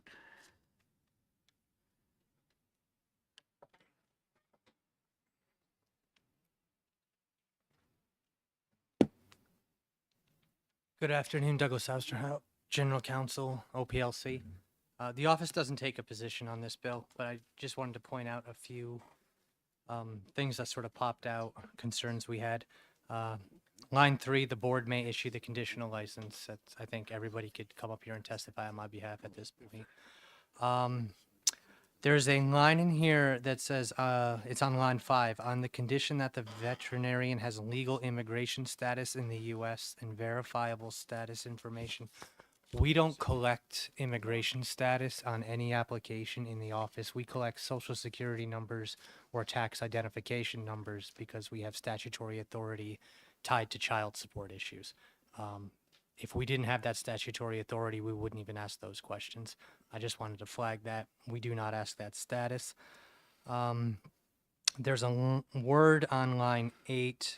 It says, or has passed the CPE and has applied to, it says write the New Hampshire examination. I want to make sure that means take the examination. And then the last, well, line 10 into 11, a conditional license may be summarily revoked by a majority vote of the board. There might be some due process issues there. 541, if we're going to take somebody's license away, we have to give them notice, opportunity to be heard. They have to have violated either a statute or a rule, but there has to come from some authority. So I just wanted to flag that for the committee. And I'm happy to field any questions. Representative Simon? Thank you, Madam Chair. I'm just trying to remind myself, conditional licensing as we've put it in statute, is that always 2 years or is that negotiable? That's a good question. So my understanding, what I'm familiar with conditional licensing is usually, I can look further into this, but my experience with it is it's a way to get somebody into the workforce quicker than they would otherwise. So the example that comes to mind is maybe a nurse who can start working under supervision, or maybe under supervision, who can start working before we have the results of the criminal background check in, which could take 90 days. So instead of making them wait the 90 days, they work pending the outcome of those results. They either get fully licensed or don't have a license anymore, I suppose, after notice and opportunity to be heard. And in mental health, the conditional license is 2 years because it covers the 2-year supervised experience requirement. Follow, well, Follow, yeah. maybe more to you than to Mr. Osterhout, but just because this process is so long and involved was the main reason why I was asking the question, whether or not there's typically a standard in statute that we've been using, because it seems like it's typically a 2-year process with the other things that we've written, and that might be difficult at times with this. It would be appropriate for us to add a span for the maximum length of the conditional license. Yeah. 2 years is probably right. Thank you. And representative, to your point too, under RSA 310.8, the licenses terms under OPLC are 2 years. Okay. I was imagining this would happen sooner than that 2-year period and would get somebody onto full licensure. But I suppose if you issued a conditional license, they hadn't met their criteria in 2 years, that would have to be renewed if possible. Yeah, and my assumption would be that you could get it renewed, but I just it's not specified, and I wasn't sure if couldn't remember if we had specified it more clearly in law already or not, so. Okay. Representative Panchapudi, and then like I said. Thank you, Madam Chair. You said the line 5 with the legal immigrant status in United States. You said you verify social security and tax ID number. Correct. And I'm not a lawyer, but those are only if you are legal is when you get those. If you're not, you don't get it. So that would come as. So if the you're a question is, do the things you verify These are imply the two. legal status? I don't think you need to be a citizen or even be in the country to get a tax ID number. So, for example, we have accountants who do not live in the country. They get licensure in New Hampshire because they have a tax ID number. They could be doing business, they can pay taxes, but they're not citizens, they're not immigrants, they don't live here. They just do work for people in New Hampshire. So I don't know their status and I wouldn't ask. And I would say that it's probably not appropriate for us to ask the OPLC to enforce immigration laws. Looking at the that, I'm employer, just saying. the employer would be the one who'd be Correct. responsible. Correct. Anyone else have a question? Representative Lekis, that's right. Yep. So you mentioned 2 or 3 issues with this because you sent an email with those, and in particular on the last statement about revoking the licenses, if you could have some more appropriate language for it. Yeah, I can thank do you. that. Yes, sir.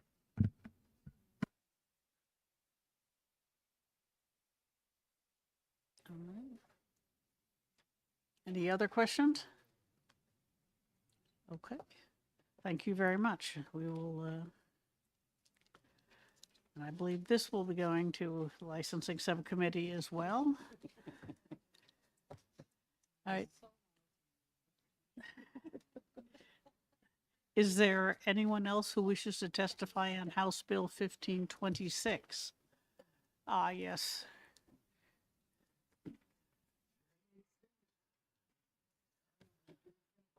Yes, yes, I recognized him. All right.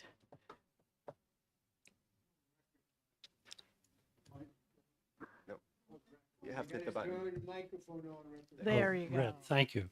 For the record, I'm Jay Finney, and I come from the town of Ackworth and had been a former member. It seems that Ackworth breeds chairman of the Environment and Agriculture Committee, but I was a former chair of the Environment and Agriculture Committee. And then after that, I had served for the Farm Service Agency, USDA. One of the things that's overlooked in this, and I think it's a very valuable thing to consider, is that this may help with an influx of what I call large animal vets. As you know, right now, the state of New Hampshire has a dearth of large animal vets, and quite frankly, it was 15 years ago when I first started at the Farm Service Agency, and we had a dearth of large animal vets then. So I would only encourage this committee to consider this bill as favorable and vote in favor of it. And thank you very much. Thank And you. I'll be very brief. Are there any questions? Seeing none, thank you for your testimony. Anyone else? All right, seeing none, I will close the hearing, and House Bill 1526 is going to subcommittee. And tomorrow, we have an executive session to vote on all of our early bills. And I would expect people who are going to be making motions to have their committee reports ready for use, because I'm not going to let you go home until you turn in your committee report. If you don't, I'll write it for you. And I won't necessarily agree with you. So please, I will see you all tomorrow, and we hope we'll get this all done properly.